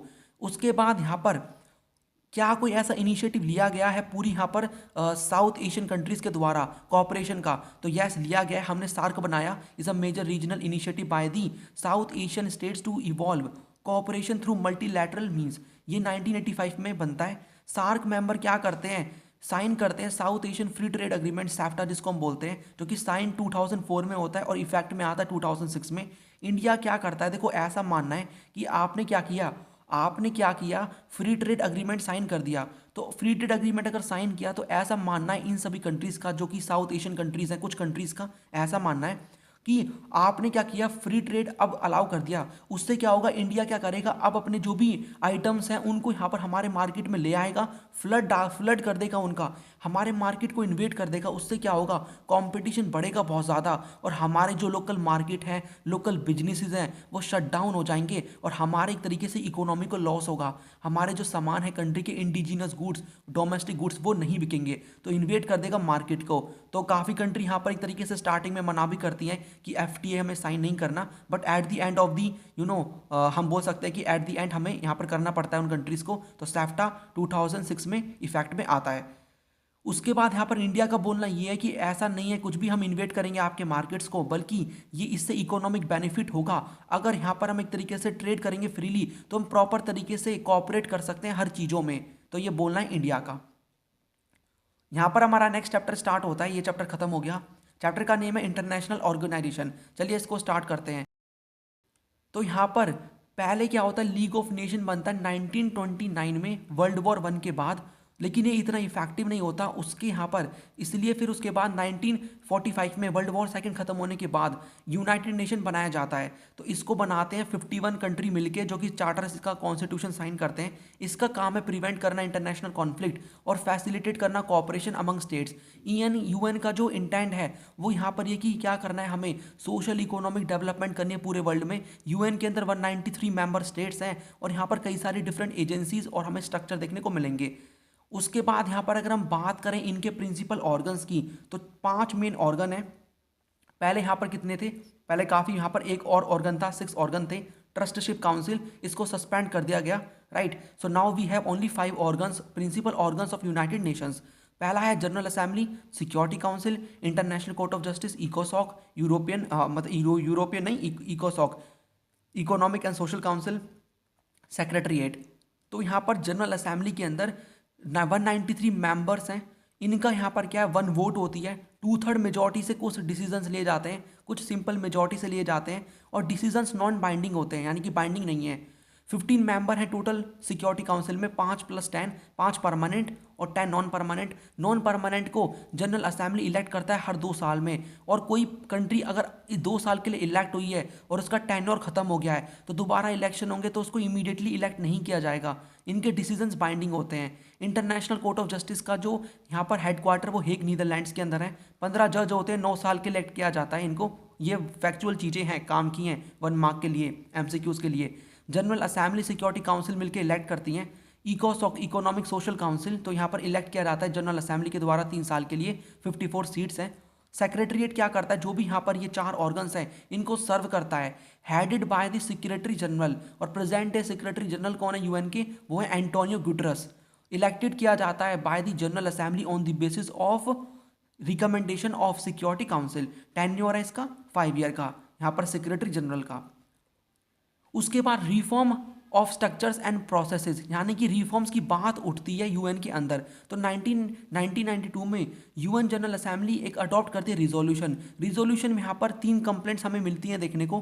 पहला ये है कि सिक्योरिटी काउंसिल यहाँ पर अब एक तरीके से रिप्रेजेंट नहीं कर रही कंटेम्प्रेरी पॉलिटिकल रियलिटीज़ को, जो भी आजकल प्रॉब्लम्स चल रही हैं, इश्यूज चल रहे हैं, उनको यहाँ पर रिप्रेजेंट नहीं कर रही। और वेस्टर्न जो कंट्रीज़ हैं उनके इंटरेस्ट को यहाँ पर एक तरीके से उन्हीं के इंटरेस्ट को सर्व किया जा रहा है, उन्हीं की बातें मानी जा रही हैं। जो पावरफुल कंट्रीज़ हैं उन्हीं की बातों को यहाँ पर माना जा रहा है, जो वो यहाँ पर बोल रही हैं वही यूएन कर रहा है, और कोई भी इक्विटेबल रिप्रेजेंटेशन नहीं है। उसके बाद 1 जनवरी 1997 में यूएन सेक्रेटरी जनरल कोफी अनान क्या करते हैं, एक इंक्वायरी इनिशिएट करते हैं। इसमें क्राइटेरिया बनाया जाता है कि अब जो भी नया परमानेंट और नॉन परमानेंट मेंबर होगा वो इन क्राइटेरिया को फुलफिल करेगा, जिसको भी नया नया परमानेंट मेंबर बनना है और नॉन परमानेंट मेंबर बनना है। तो वो क्राइटेरिया क्या था, वो क्राइटेरिया था कि वो कंट्री की इकोनॉमिक पावर होनी चाहिए, मिलिट्री पावर होनी चाहिए, यूएन के बजट में कंट्रीब्यूट करे, पॉपुलेशन होनी चाहिए उसकी अच्छी खासी, डेमोक्रेसी ह्यूमन राइट्स को वो रिस्पेक्ट करे डेमोक्रेसी की, ह्यूमन राइट्स की। और वो कंट्री यहाँ पर जो यूएन काउंसिल है इसको यूनाइटेड नेशन को रिप्रेजेंटेटिव बना दे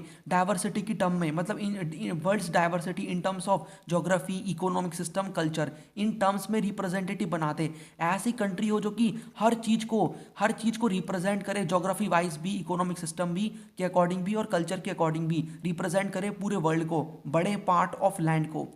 ये प्रॉब्लमेटिक है ये जो क्राइटेरिया लाया जाता है, बिकॉज यहाँ पर ये नहीं बताया जाता कि कितनी बड़ी इकोनॉमिक पावर होनी चाहिए यूएन में यहाँ पर मेंबर बनने के लिए, सिक्योरिटी काउंसिल का कितनी बड़ी मिलिट्री पावर होनी चाहिए, कितना बजट, हम कितना पैसा कंट्रीब्यूट करें जिनसे हमें सीट मिल जाए, ठीक है। और अगर आप बना रहे हो यहाँ पर ह्यूमन राइट्स का इशू, मतलब ह्यूमन राइट्स के रिस्पेक्ट करने वाला आपने पॉइंट बोल दिया, तो अगर यहाँ पर ऐसी तो कई सारी कंट्रीज़ हैं, मतलब अगर आपने ह्यूमन राइट्स वाला क्राइटेरिया बना दिया तो ऐसे तो कल को लाइन लग जाएगी कई सारी कंट्रीज़ की, बिकॉज कई सारी कंट्रीज ह्यूमन राइट्स की रिस्पेक्ट करती हैं, वो क्लेम करेंगी कि हम ह्यूमन राइट्स की रिस्पेक्ट करती हैं, तो ऐसे तो लाइन लग जाएगी मेंबर्स को लेकर कि हमें भी मेंबर बनाओ, हमें भी बनाओ, हम भी यहाँ पर ह्यूमन राइट्स को एक तरीके से रिस्पेक्ट करते हैं, डेमोक्रेसी की रिस्पेक्ट करते हैं।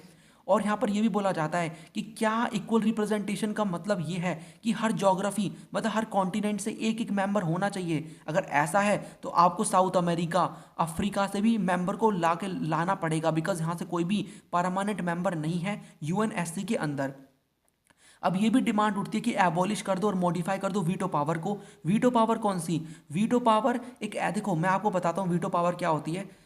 होता क्या है, 5 परमानेंट मेंबर हैं, ठीक है। आपने देखा होगा अगर कोई भी डिसीजन आता है और सपोज करो यहाँ पर 4 मेंबर ने क्या बोल दिया, यस बोल दिया उसके बारे में, और एक मेंबर ने नो बोल दिया, तो यहाँ पर मेजॉरिटी का डिसीजन नहीं लिया जाएगा। एक मेंबर ने भी नो बोल दिया तो उस यहाँ पर उसने वीटो कर दिया, अपनी वीटो पावर का यूज़ किया कि मैं वीटो कर रहा हूँ, तो वो डिसीजन नहीं लिया जाएगा, यानी मेजॉरिटी पे बेस नहीं होता, सभी को हाँ करना पड़ेगा। तो ये बोला जाता है कि आपको वीटो पावर को भी चेंज करना पड़ेगा, या तो वीटो पावर को ख़त्म ही कर दो या फिर यहाँ पर नॉन परमानेंट मेंबर को भी वीटो पावर दे दो, ये बोला जाता है। और देखो ये क्यों बेकार है, क्योंकि ये जो कंसेप्ट है डेमोक्रेसी का और जो सॉवरेन इक्वालिटी है यूएन के अंदर, इसके खिलाफ है। इंडिया एंड यूएन रिफॉर्म की बात करें तो इंडिया की one of the major concern है has been the composition of the Security council.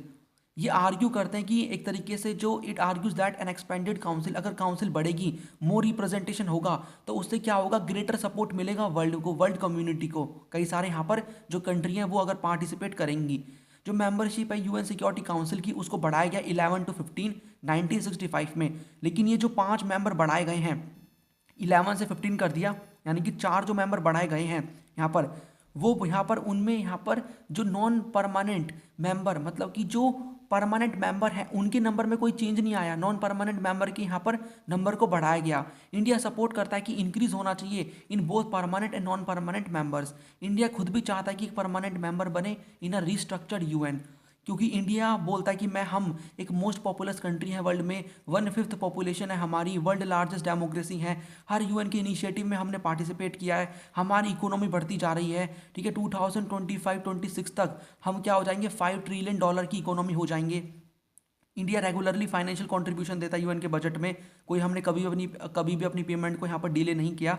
और अगर हमें यहाँ पर परमानेंट सीट मिलती है तो ये सिंबॉलिक इंपॉर्टेंस है, इससे हमें हमारी इंडिया की फॉरेन पॉलिसी में बहुत फ़ायदा मिलेगा देखने को। वो तो ऑब्वियसली मिलेगा ना, क्योंकि हम एक परमानेंट मेंबर बन जाएंगे तो हमारा दबदबा बढ़ जाएगा वर्ल्ड के अंदर।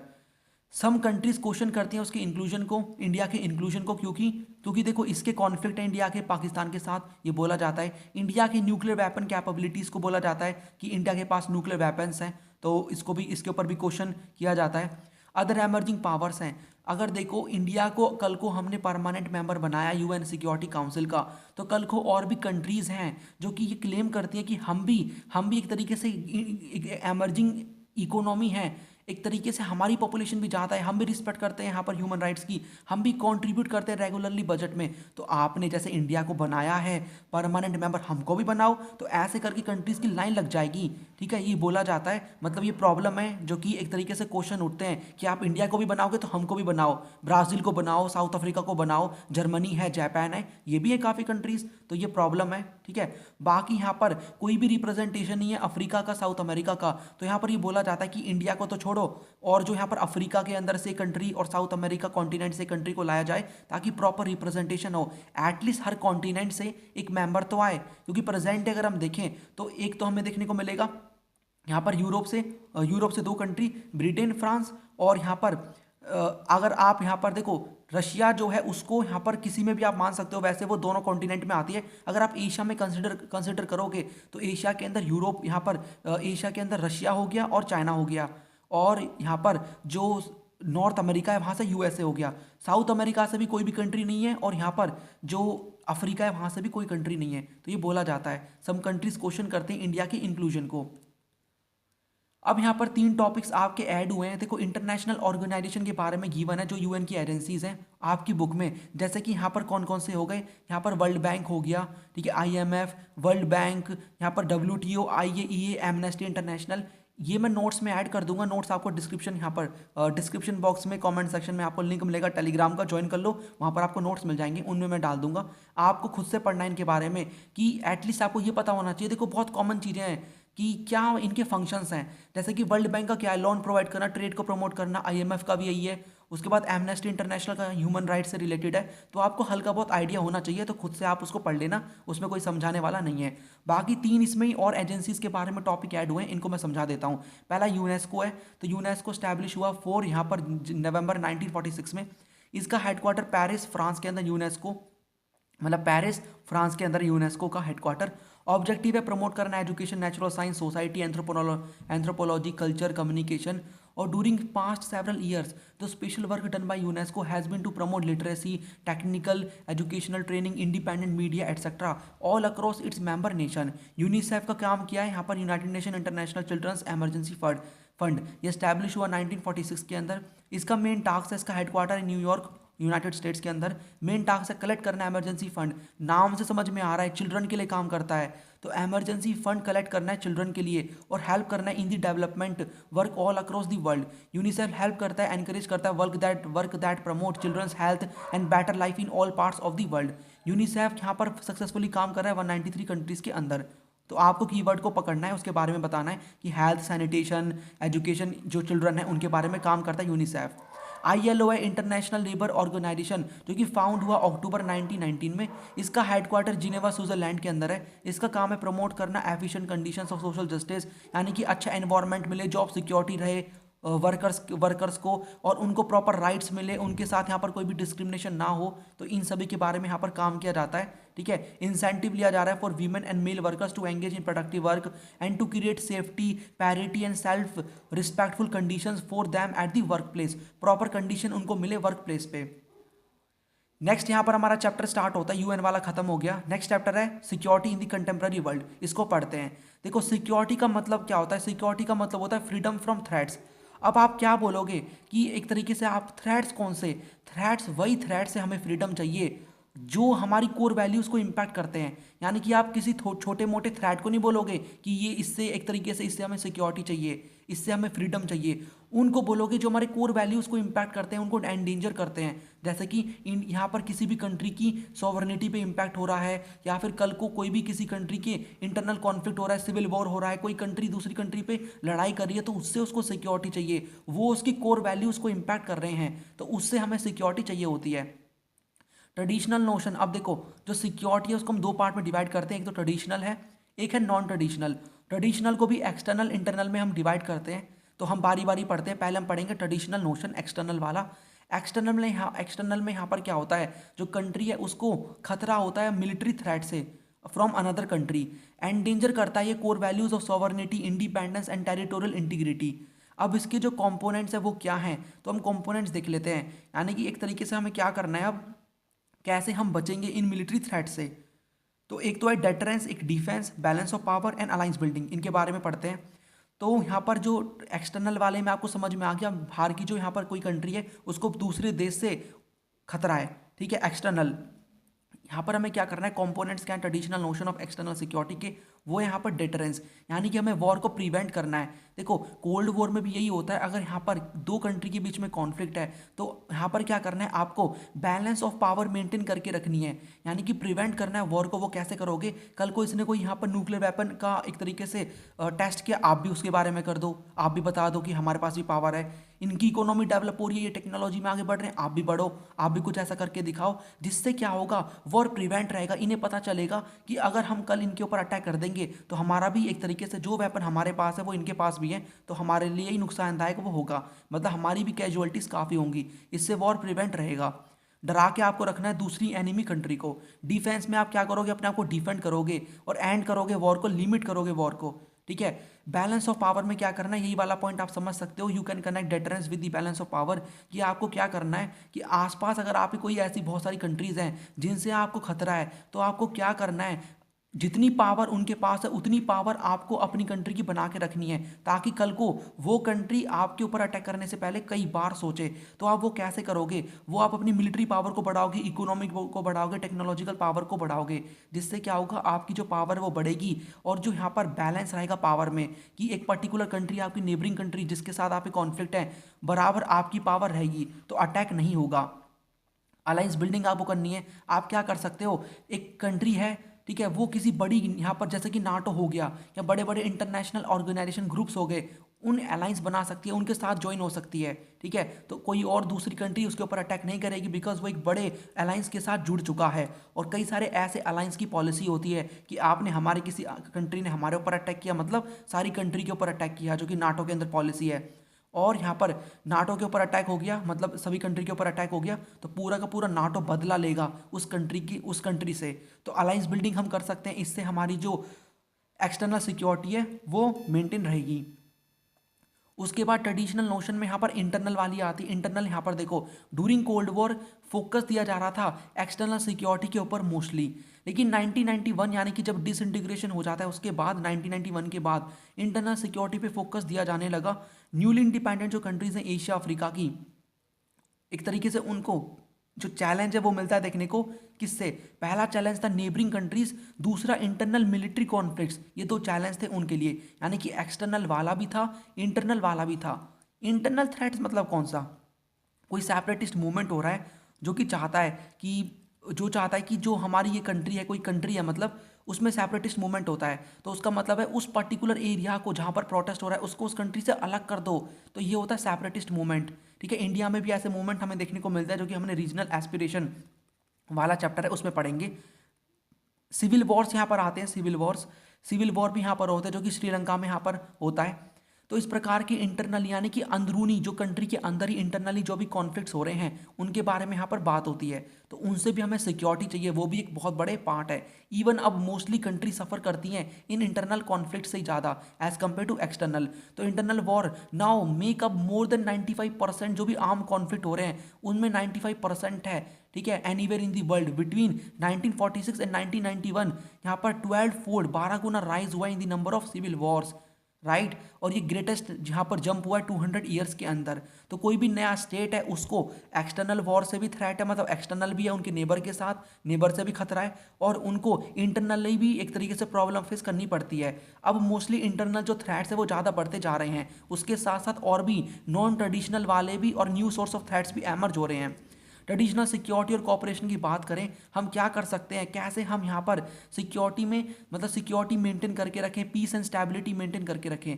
पहली बात, हमें वॉर को अवॉइड करना पड़ेगा। फोर्स को तभी यूज़ करना है जब इसकी बहुत ज़रूरत होती है और सारे अल्टरनेटिव्स फेल हो जाए, तभी हमें यूज़ करना है।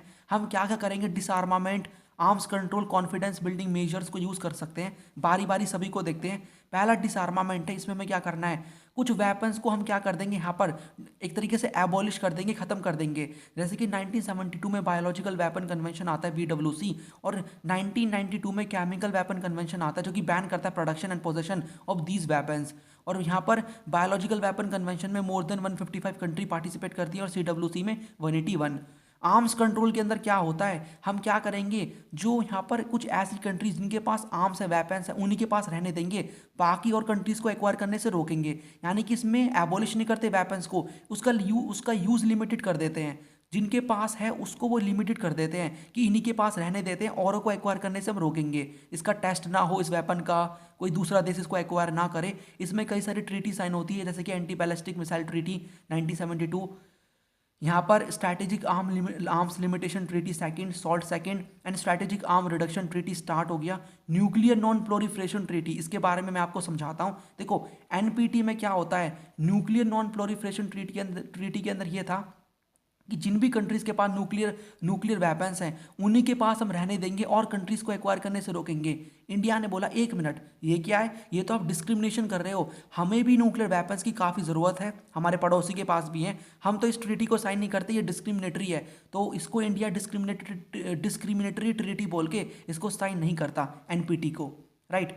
तो एनपीटी के बारे में आई होप आपको समझ में आ गया, ये कौन सी ट्रीटी होती है जिसके अंदर न्यूक्लियर वेपन्स की एक तरीके से यूज़ को, मतलब न्यूक्लियर वेपन्स को लिमिटेड करने की कोशिश की जाती है, बट इंडिया इसको साइन नहीं करता। कॉन्फिडेंस बिल्डिंग के अंदर क्या होगा, हम क्या करेंगे ना, जो हमारी यहाँ पर कंट्री है जिसके साथ हमारे डिफरेंस है और जिनके साथ हमारी प्रॉब्लम है, उनको हमें क्या करना है, भरोसा दिलाना है, कॉन्फिडेंस दिलाना है कि हम आइडिया शेयर कर सकते हैं, इन्फॉर्मेशन शेयर कर सकते हैं अपने राइवल्स के साथ। अब इन्फॉर्मेशन किस चीज़ की, मिलिट्री प्लान्स हो गए, काइंड ऑफ फोर्सेस हमारे पास किस प्रकार की हैं, कहाँ वो डिप्लॉय हैं, इसके बारे में बता सकते हैं, ताकि उनको ये ना हो, मिसअंडरस्टैंडिंग ना हो, मिस परसेप्शन ना हो कि कल को यहाँ पर किसी कंट्री को लग सकता है हमारी कंट्री के पास अटैक करने की, हमारी कंट्री के ऊपर अटैक करने की प्लानिंग की जा रही है। तो हम प्रॉपरली इन्फॉर्मेशन शेयर कर सकते हैं ताकि मिस परसेप्शन और मिसअंडरस्टैंडिंग से अटैक ना हो जाए किसी कंट्री के ऊपर। बाकी नॉन ट्रेडिशनल के अंदर यहाँ पर क्या होता है, देखो ये तो हो गए मिलिट्री थ्रेट्स से, या फिर इंटरनल में हम बात करें कोई सेपरेटिस्ट मूवमेंट है, सिविल वॉर है, ये सब आ रहा है। बाकी यहाँ पर नॉन ट्रेडिशनल यहाँ पर नोशंस भी हैं, जैसे कि ग्लोबल सिक्योरिटी, ठीक है, ग्लोबल सिक्योरिटी, ह्यूमन सिक्योरिटी, लोगों को सिक्योर करके रखना है। और भी प्रॉब्लम्स एमर्ज हो रही हैं, ग्लोबल वार्मिंग हो गया, टेररिज्म, पॉवर्टी, हेल्थ इश्यूज हैं, इन पे भी हमें काम करना है। भाई इनसे भी तो सिक्योरिटी चाहिए, आपने अपनी सिक्योरिटी मेंटेन कर ली मिलिट्री वाली, ठीक है, मिलिट्री सिक्योरिटी मेंटेन कर ली, यहाँ पर सिविल वॉर को बंद कर दिया, उनसे सिक्योरिटी मेंटेन कर ली। नए नए थ्रेट्स एमर्ज हो रहे हैं, उनका क्या, उनसे भी हमें सिक्योरिटी मेंटेन करनी है। तो नए नए सोर्स ऑफ थ्रेट्स भी एमर्ज हो रहे हैं, जैसे कि terrorism, human rights, global poverty, migration, health epidemics, इन पे भी हमें काम करना होगा। इन्हें भी एक तरीके से हमें क्या करना पड़ेगा, इनसे भी हमें सिक्योरिटी चाहिए। ये भी बहुत बड़े थ्रेट्स हैं हम सभी के लिए, ठीक है। टेररिज्म वाला पार्ट, इसके बारे में कुछ ऐड हुआ है, रेफरेंस मटेरियल में गिवन है, तो इसके बारे में आप खुद ही पढ़ सकते हो, कॉमन है, आपको पता है क्या होता है टेररिज्म। बाकी 9/11 अटैक के बारे में यू कैन मेंशन कि एक बहुत बड़ा एग्जांपल है टेररिज्म का, ठीक है, इसके बारे में आप बता सकते हो। बाकी पॉज करके इसमें रीड कर लो क्या क्या गिवन है। बाकी देखो यहाँ पर बोला जाता है कि टेररिज्म को यहाँ पर डिवाइड किया जाता है गुड और बैड टेररिज्म में। इंडिया यहाँ पर डिनाई करता है कि ऐसा कुछ भी डिस्टिंक्शन नहीं होना चाहिए। इंडिया के पीएम नरेंद्र मोदी यहाँ पर क्लैरिफाई करता है कि terrorism can not be divided into good और बैड, ये एक तरीके से बैड ही होता है, प्रॉब्लम ही है, और इसको हमें कॉम्बैट करना पड़ेगा मिलके। उसके बाद यहाँ पर ह्यूमन राइट्स है, ह्यूमन राइट्स के प्रकार के होते हैं, इनकी वायलेशन हमें बहुत देखने को मिलती है। जैसे कि इराक ने यहाँ पर क्या कर दिया, कुवैत के ऊपर हमला कर दिया, तो ह्यूमन राइट्स का वायलेशन किया जा रहा है उनकी यहाँ पर ऑयल फील्ड्स को कब्जाने के लिए। बाकी आप कई सारे एग्जाम्पल और लिख सकते हो ह्यूमन राइट्स को लेकर। फिर ग्लोबल पॉवर्टी की बात करें, पॉवर्टी बढ़ती जा रही है। जो यहाँ पर नदर्न और सदर्न कंट्रीज है वर्ल्ड की, इनमें गैप काफ़ी है। नदर्न कौन सी, डेवलप्ड, और सदर्न यहाँ पर जो डेवलप्ड कंट्री नहीं है, डेवलपिंग कंट्री हैं, इनके बीच में काफ़ी गैप है। तो ये गैप बढ़ता जा रहा है, पॉवर्टी जो है काफ़ी बढ़ रही है, बहुत प्रॉब्लम हमें आती है पॉवर्टी की वजह से, पुअर होते जा रहे हैं, इकोनॉमिक इनइक्वालिटी बढ़ रही है, तो इसके पीछे काफ़ी रीजंस हैं। बाकी माइग्रेशन भी इंक्रीज हो रहा है, इसके कई सारे रीज़न है माइग्रेशन के, पुश फैक्टर, पुल फैक्टर्स, और उसके साथ यहाँ पर माइग्रेशन कई प्रकार का होता है, खुद से भी की जाती है चॉइस के द्वारा, अपनी मर्जी से, ठीक है, अच्छी अपॉर्चुनिटीज़ मिल रही हैं। बाकी यहाँ पर रिफ्यूजी वाली प्रॉब्लम भी है कि यहाँ पर उनको फोर्सफुली दूसरे देश में भगाया जा रहा है, जो कि हमें देखने को मिलता है कि म्यांमार से रोहिंग्यास कम्युनिटी को भगाया गया, जो कि इंडिया में आए फिर वो एज अ इलीगल माइग्रेंट, ठीक है। तो इंटरनली डिस्प्लेस किया जाता है लोगों को, इसके बारे में भी हम बोल सकते हैं। तो इस प्रकार की ये चीज़ें हैं माइग्रेशन से रिलेटेड। बाकी आप इसमें इसके बारे में लिख सकते हो। हेल्थ एपिडेमिक्स हैं, यानी कि हेल्थ इश्यूज भी काफ़ी कॉमन होते जा रहे हैं, ठीक है, काफ़ी सारी कई सारी नई नई बीमारियां आ रही हैं, कुछ हेल्थ एपिडेमिक्स पैंडेमिक में कन्वर्ट हो रहे हैं। You can mention about the कोविड-19 इन योर आंसर, ठीक है, you can mention about this as well. तो हेल्थ एपिडेमिक्स भी हमारे लिए बहुत बड़ी प्रॉब्लम है, राइट। तो ये सभी चीज़ें हैं जिनके बारे में आप लिख सकते हो अपने एग्जाम में। उसके बाद इंडिया की सिक्योरिटी स्ट्रैटेजी क्या है, क्या हमारी स्ट्रैटेजी है सिक्योरिटी को लेकर। तो हमें क्या करना है, अपनी मिलिट्री कैपेबिलिटी को स्ट्रेंथन करना है। हमें इंटरनेशनल, देखो मिलिट्री कैपेबिलिटी को स्ट्रेंथन करेंगे तो उससे क्या होगा, जो हमारी एक तरीके से मिलिट्री बढ़ेगी तो हम सिक्योर रहेंगे। कोई कंट्री हमारे ऊपर अटैक करने से पहले सोचेगी कई बार। स्ट्रेंथन करना है इंटरनेशनल नॉर्म्स को और इंटरनेशनल इंस्टीट्यूशंस को। इससे क्या होगा, हमारा जो सिक्योरिटी इंटरेस्ट है वो प्रोटेक्ट रहेगा। हमने क्या किया, एक तरीके से कई सारी जो इंटरनेशनल जो चीज़ें हैं उनमें पार्टिसिपेट किया है हमने, मतलब इंटरनेशनली सिक्योरिटी मेंटेन करने की कोशिश करी है पूरी। और हमारा काम भी अब यही है, हमारी सिक्योरिटी स्ट्रैटेजी है यही है कि हमें वर्ल्ड वाइड भी सिक्योरिटी मेंटेन करके रखनी है। जैसे कि हमने एशियन सॉलिडारिटी में पार्टिसिपेट किया, डीकोलोनाइजेशन किया, डिसआर्मामेंट करा हमने, राइट। तो इन सभी चीज़ों में हम पार्टिसिपेट करते हैं। क्योटो प्रोटोकॉल को साइन किया हुआ है हमने। हम यूएन पीस कीपिंग मिशंस में अपनी फोर्सेस को भेजते हैं। तो हम वर्ल्ड वाइड में सिक्योरिटी मेंटेन करने में एक तरीके से क्या कर रहे हैं, काम कर रहे हैं, ताकि हमारे सिक्योरिटी इंटरेस्ट प्रिजर्व रहें। देखो कल को अगर यहाँ पर पूरा वर्ल्ड सेफ रहेगा तो इंडिया भी सेफ रहेगा, राइट। उसके बाद यहाँ पर इंटरनल सिक्योरिटी के ऊपर ही फोकस दिया जाता है। कई सारे ऐसे मिलिटेंट ग्रुप्स हैं नागालैंड, मिजोरम, पंजाब और कश्मीर में जो कि चाहते हैं इंडिया से अलग हो जाएं। तो उनको भी हमें एक तरीके से उस प्रॉब्लम को सॉल्व करना है, सिक्योरिटी मेंटेन करके रखनी है through bye adopting a democratic political system. Poverty और मिजरी, अब देखो इंडिया को अपनी इकोनॉमी भी डेवलप करनी है। यानी कि आपने क्या किया, आपने हर चीज़ पे काम कर लिया, लेकिन लोग यहाँ पर भूखे मर रहे हैं, पॉवर्टी है, ठीक है, इकोनॉमिक इनइक्वालिटी है, तो लोग वैसे भी सिक्योर नहीं है। तो सिक्योरिटी मेंटेन करने के लिए भी हमें इकोनॉमी पे भी फोकस देना पड़ेगा। पॉवर्टी, मिजरी, यहाँ पर इकोनॉमिक इनइक्वालिटी को भी खत्म करना पड़ेगा। तो इंडिया की सिक्योरिटी स्ट्रैटेजी यही है कि हमें अपनी मिलिट्री कैपेबिलिटी को स्ट्रेंथन करना है, इंटरनेशनल नॉर्म्स और इंस्टीट्यूशंस को क्या करना है, स्ट्रेंथन करना है, इंटरनल सिक्योरिटी मेंटेन करके रखनी है और अपनी इकोनॉमी को डेवलप करना है। नेक्स्ट यहाँ पर चैप्टर स्टार्ट होता है एनवायरनमेंट एंड नेचुरल रिसोर्सेज। पढ़ते हैं इसको। एक बहुत बड़ा स्टेप लिया जाता है एनवायरनमेंट को सेव करने का, रियो समिट।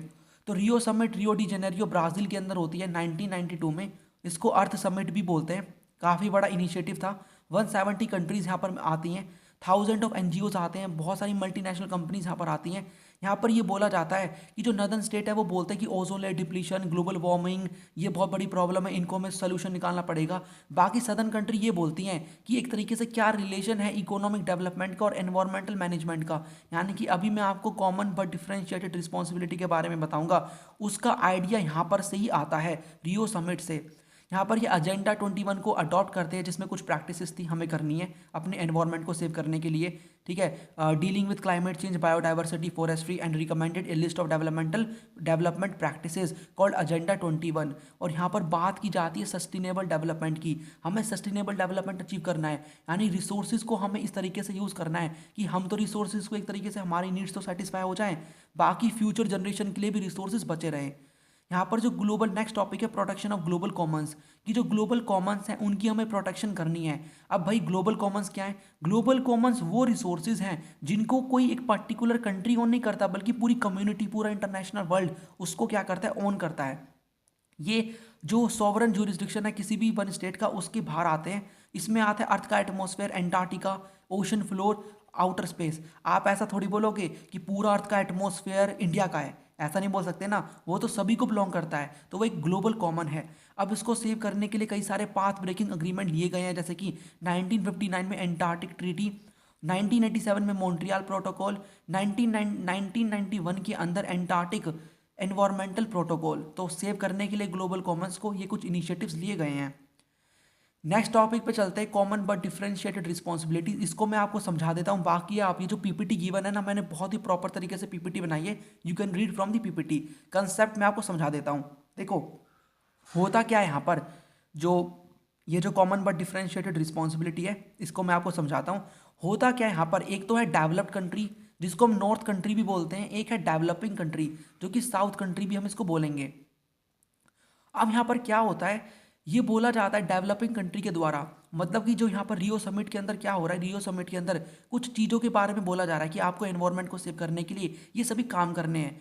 डेवलपिंग कंट्री ने ये बोला कि एक मिनट, यहाँ पर हमें यहाँ पर काम दिया जा रहा है, लेकिन जो ज़्यादा रिस्पॉन्सिबिलिटी है यहाँ पर एनवायरनमेंट को प्रोटेक्ट करने की वो डेवलप्ड कंट्री की है। क्यों? क्योंकि डेवलप्ड कंट्री डेवलप्ड हो चुकी है, यहाँ पर इंडस्ट्रियलाइजेशन आ चुका है, इन्होंने ज़्यादा एनवायरनमेंट को नुकसान पहुँचाया है, इसीलिए इनकी ज़्यादा रिस्पॉन्सिबिलिटी है एनवायरनमेंट को सेव करने की। हम तो यार अभी हमें इंडिपेंडेंस मिली है, ज़्यादा साल भी नहीं हुए, हम इतने डेवलप भी नहीं हुए हैं, मतलब ये डेवलपिंग कंट्री का कहना ऐसा है कि हम इतने डेवलप भी नहीं हुए हैं, हमारे कंट्री में इंडस्ट्रियलाइजेशन इतना प्रॉपर तरीके से अभी आया भी नहीं है, हमने तो डेवलप करना भी शुरू ही किया है, तो हम क्यों इतनी बड़ी रिस्पॉन्सिबिलिटी लें? हमें एक तरीके से रिस्पॉन्सिबिलिटी कम मिलनी चाहिए, बिकॉज हमने कम नुकसान पहुंचाया है एनवायरनमेंट को, कम हमने नुकसान पहुंचाया है एनवायरनमेंट को, तो ऐसा बोलना है। इसलिए कॉमन रिस्पॉन्सिबिलिटी है एनवायरनमेंट को ही सेव करना है, बट यहाँ पर मतलब कॉमन रिस्पॉन्सिबिलिटी है, बट क्या है मतलब कॉमन रिस्पॉन्सिबिलिटी का मतलब कॉमन है, यानी कि क्या है, हमें एक ही चीज़ को सेव करना है एनवायरनमेंट को,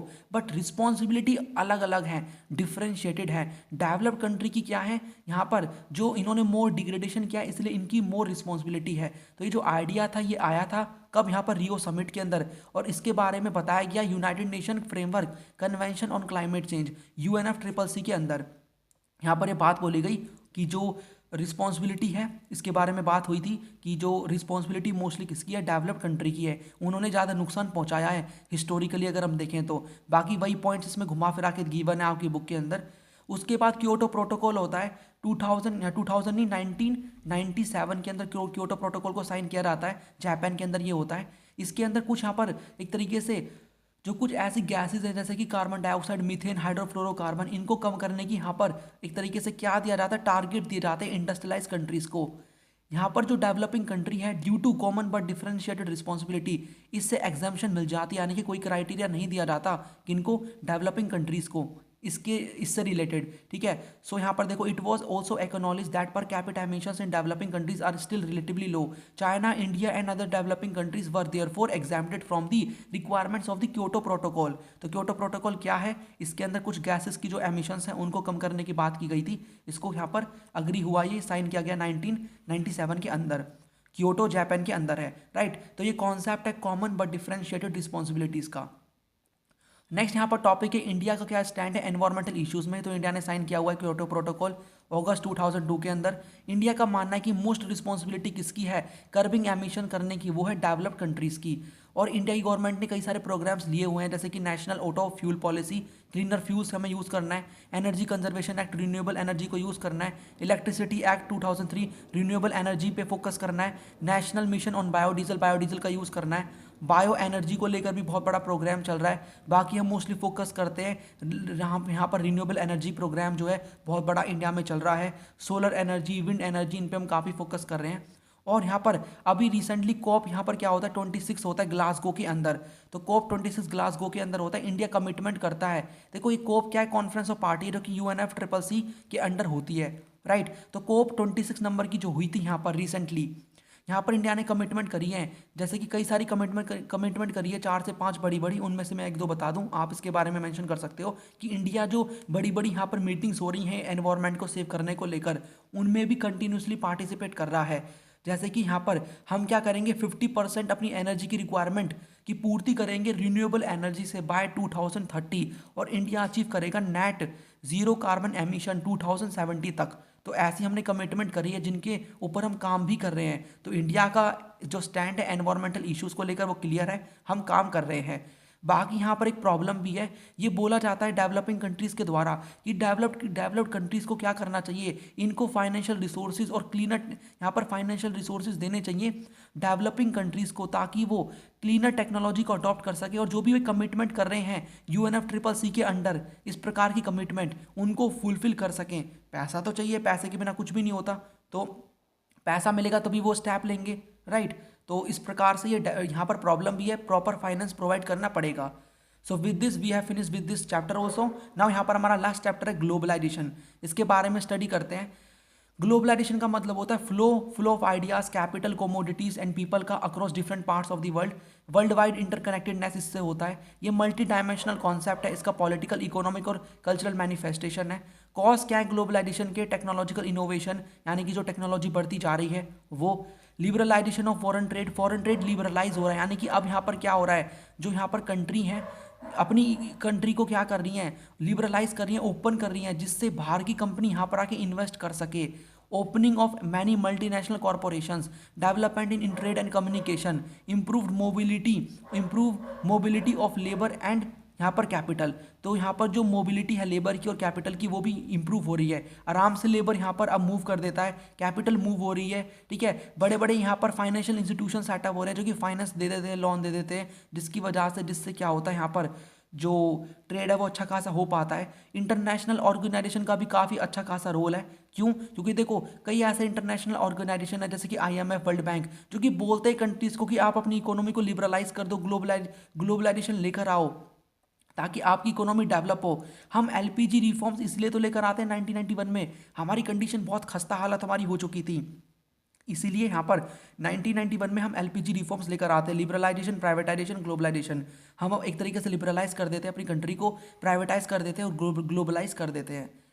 तो कॉजेज आपको पता है, देखो कॉजेज ये चीज़ कॉमन है कि हम कैसे ग्लोबलाइज हो रहे हैं, कैसे आइडियाज़ का फ्लो हो रहा है, ट्रेड बढ़ता जा रहा है, ग्लोबलाइजेशन हो रहा है, वर्ल्ड वाइड पूरा इंटरकनेक्टेड आपस में हो रहा है, क्या कॉजेज हैं। तो आप इसके बारे में खुद से मेंशन भी कर सकते हो। कंपनियां खुल रही हैं, टेक्नोलॉजी बढ़ रही है, कम्युनिकेशन बढ़ रही है, पैसा आसानी से मिल रहा है, राइट। इंटरनेशनल ऑर्गेनाइजेशन प्रमोट कर रही है इन सभी चीज़ों को। अब जो ग्लोबलाइजेशन है इसके हमें हर फील्ड में कॉन्सिक्वेंस देखने को मिलते हैं, पॉलिटिकल में भी, इकोनॉमिक और कल्चरल कॉन्सिक्वेंसेज। इनके बारे में देखते हैं कौन कौन से किस प्रकार के कॉन्सिक्वेंसेज हैं। अब देखो एग्जाम में क्वेश्चन बन सकता है कि आपको ड्रॉबैक्स बताने हैं, नेगेटिव बताने हैं, किसके, ग्लोबलाइजेशन के। तो मैं हर फील्ड के अंदर आपको नेगेटिव भी बताता चलूंगा, तो कल को क्वेश्चन अलग से बन के आता है नेगेटिव के बारे में, तो आप हर फील्ड से जो नेगेटिव पॉइंट है ना, जो हर इसके फील्ड के, जो पॉलिटिकल के, इकोनॉमिक के, कल्चरल के जो भी नेगेटिव पॉइंट्स मैं आपको बताऊंगा, आप कलेक्टिवली उनको मिला के वहां पर लिख सकते हो उस क्वेश्चन के अंदर। तो पॉलिटिकल कॉन्सिक्वेंस के अंदर यहाँ पर क्या होता है, ग्लोबलाइजेशन का ये बोला जाता है कि जो स्टेट की जो कैपेसिटी है वो इरोड हो जाएगी। यानी कि पहले क्या था, स्टेट जो सरकार है वो एक तरीके से फ्री थी, आराम से काम कर रही थी। अब यहाँ पर क्या होगा, उनकी जो पावर है ना वो बहुत कम हो जाएगी, क्योंकि उन्हें अब डिसीजन लेने पड़ेंगे, तो उनको भी ध्यान में रखना पड़ेगा, मल्टीनेशनल कॉरपोरेशंस को, या फिर हम बोल सकते हैं उन कंट्रीज़ को जिनके साथ हमारे रिलेशंस हैं। हम ग्लोबलाइजेशन उनके साथ एक तरीके से कनेक्टेड हैं, ग्लोबलाइजेशन के थ्रू हम उनसे कनेक्टेड हैं, उनके साथ ट्रेड करते हैं, उनकी कंपनी इंडिया में। तो हमें क्या करना पड़ेगा, उन सभी के इंटरेस्ट को लेके चलना पड़ेगा ताकि वो नाराज़ ना हो जाएं, या फिर हम उनके खिलाफ कोई भी यहाँ पर स्टेप ना ले लें। तो उससे स्टेट की कैपेसिटी क्या हो जाती है, इरोजन हो जाता है, कैपेसिटी कम हो जाती है। लेकिन यहाँ पर कुछ ऐसे भी बोलते हैं एडवोकेट्स जो है ग्लोबलाइजेशन के, जो कि सपोर्ट करते हैं कि हर बार ऐसा नहीं होता कि उनकी कैपेसिटी कम ही होगी, बल्कि स्टेट की कैपेसिटी को बूस्ट भी मिलता है। क्योंकि देखो नई नई टेक्नोलॉजी आएंगी जो कि सरकार की मदद करेंगी, नई नई टेक्नोलॉजीज आएंगी ड्यू टू ग्लोबलाइजेशन जो कि सरकार की मदद करेंगी, जैसे कि इंफॉर्मेशन कलेक्ट करने में, उनके सिटीजन के बारे में, उसके थ्रू वो अच्छे तरीके से रूल कर सकते हैं। तो यहाँ पर पॉजिटिव हमारा क्या हो गया, नेगेटिव, कि स्टेट की कैपेसिटी कम हो जाती है और स्टेट की कैपेसिटी बढ़ती भी है। This is positive point under political consequence. उसके बाद आता है इकोनॉमिक कॉन्सिक्वेंस। तो इकोनॉमिक कॉन्सिक्वेंस के अंदर क्या है कि जो देखो इकोनॉमिक ग्लोबलाइजेशन अगर होगा तो यहाँ पर क्या होगा, इकोनॉमी डेवलप होगी, इकोनॉमिक ग्रोथ होगी, वेलबिंग होगी, large section of the people, हमें कई सारे सामान देखने को मिलेंगे, चॉइसेस देखने को मिलेंगी, एम्प्लॉयमेंट बढ़ेगा, इंटरनेशनल ट्रेड बढ़ेगा, इंक्रीज होगा ट्रेड। लेकिन यहाँ पर नेगेटिव ये है कि ये बेनिफिट करेगा कुछ ही स्मॉल सेक्शन को, बाकी यहाँ पर जिनके पास पैसा है उसी को यहाँ पर क्या करेगा, ये बेनिफिट करेगा। जिनके पास पैसा नहीं है वो कुछ नहीं यहाँ पर कर पाएंगे, वो बल्कि एक तरीके से ग्लोबलाइजेशन का बेनिफिट भी ढंग से नहीं उठा पाएंगे। और यहाँ पर एक और पॉइंट है जो कि बोलते हैं यहाँ पर, जो कि सपोर्ट नहीं करते ग्लोबलाइजेशन को, क्रिटिसाइज जो करते हैं, वो बोलते हैं कि रिकोलोनाइजेशन हो जाएगा वर्ल्ड का। देखो मैंने आपको बताया था ना कि जो यहाँ पर सेफ्टा जब साइन हो रहा था तो कई सारी कंट्री मना कर रही थी, साउथ एशियन, इंडिया इन्वेट कर देगा उनके मार्केट को। तो एक तरीके से ये बोला जाता है कि रिकोलोनाइजेशन हो जाएगा वर्ल्ड का, यानी कि वो कंट्री क्या करेगी, बड़ी कंट्री छोटी कंट्री के ऊपर दबदबा बनाएगी इकोनॉमी की फील्ड में, उनके मार्केट को इन्वेट कर देगी, अपने सामान का फ्लो यहाँ पर ज़्यादा करके, ट्रेड ज़्यादा बढ़ा के, क्योंकि यहाँ पर ट्रेड जो है वो फ्रीली हो रहा है, कोई भी टैरिफ्स नहीं लगाए जा रहे हैं। तो इस प्रकार से रिकोलोनाइजेशन हो जाएगा वर्ल्ड का। उसके बाद यहाँ पर कल्चरल कॉन्सिक्वेंस भी हमें देखने को मिलेंगे। कल्चर की फील्ड में जो हमारा कल्चर है उसको हम खोते जाएंगे धीरे धीरे करके, इससे क्या होगा, श्रिंकिंग हो जाएगा rich cultural heritage of the entire globe. तो ये हमें मिलता है देखने को कल्चरल कॉन्सिक्वेंस के अंदर।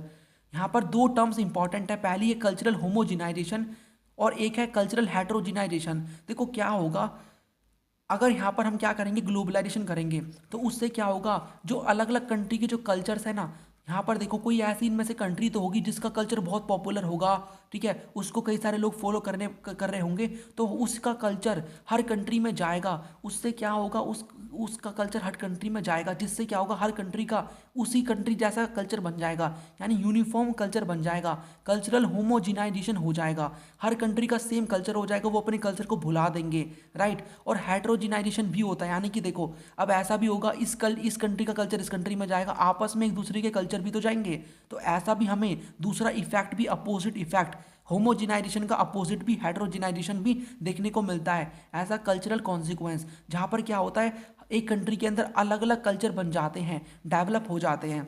बाकी देखो जो यहाँ पर एडवोकेट्स हैं जो कि सपोर्ट करते हैं ग्लोबलाइजेशन को, वो ये बोलते हैं कि कल्चरल कॉन्सिक्वेंस की वजह से, मतलब हम एक तरीके से ग्लोबलाइजेशन की वजह से कई सारी चॉइसेस हमें देखने को मिलती है, हमारी चॉइसेस को बढ़ाता है ये कि हमारे पास खाने को कई सारे आइटम्स हैं, पहनने को कई सारे आइटम्स हैं अब, और उसके साथ ही हमारे कल्चर को मॉडिफाई तो करेगा, लेकिन यहाँ पर जो ट्रेडिशनल कल्चर है उस पर कोई भी इम्पैक्ट नहीं आएगा, यानी कि हमारे कल्चर को मॉडिफाई करेगा, बट हमारे पुराने ट्रेडिशनल कल्चर में कोई भी इम्पैक्ट नहीं होगा, उसको भी हम आराम से फॉलो कर रहे होंगे। तो ये मानना है जो कि एडवोकेट्स हैं कल्चरल, यहाँ पर जो ग्लोबलाइजेशन है उनके। तो यहाँ पर आप नेगेटिव में क्या बताओगे, देखो इसमें आप क्या बोलोगे, स्टार्टिंग के ये जो पॉइंट्स है इकोनॉमी में, ये कौन से हमारे हो गए, ये हमारे पॉजिटिव है, बाकी ये नीचे के 2 पॉइंट नेगेटिव हैं।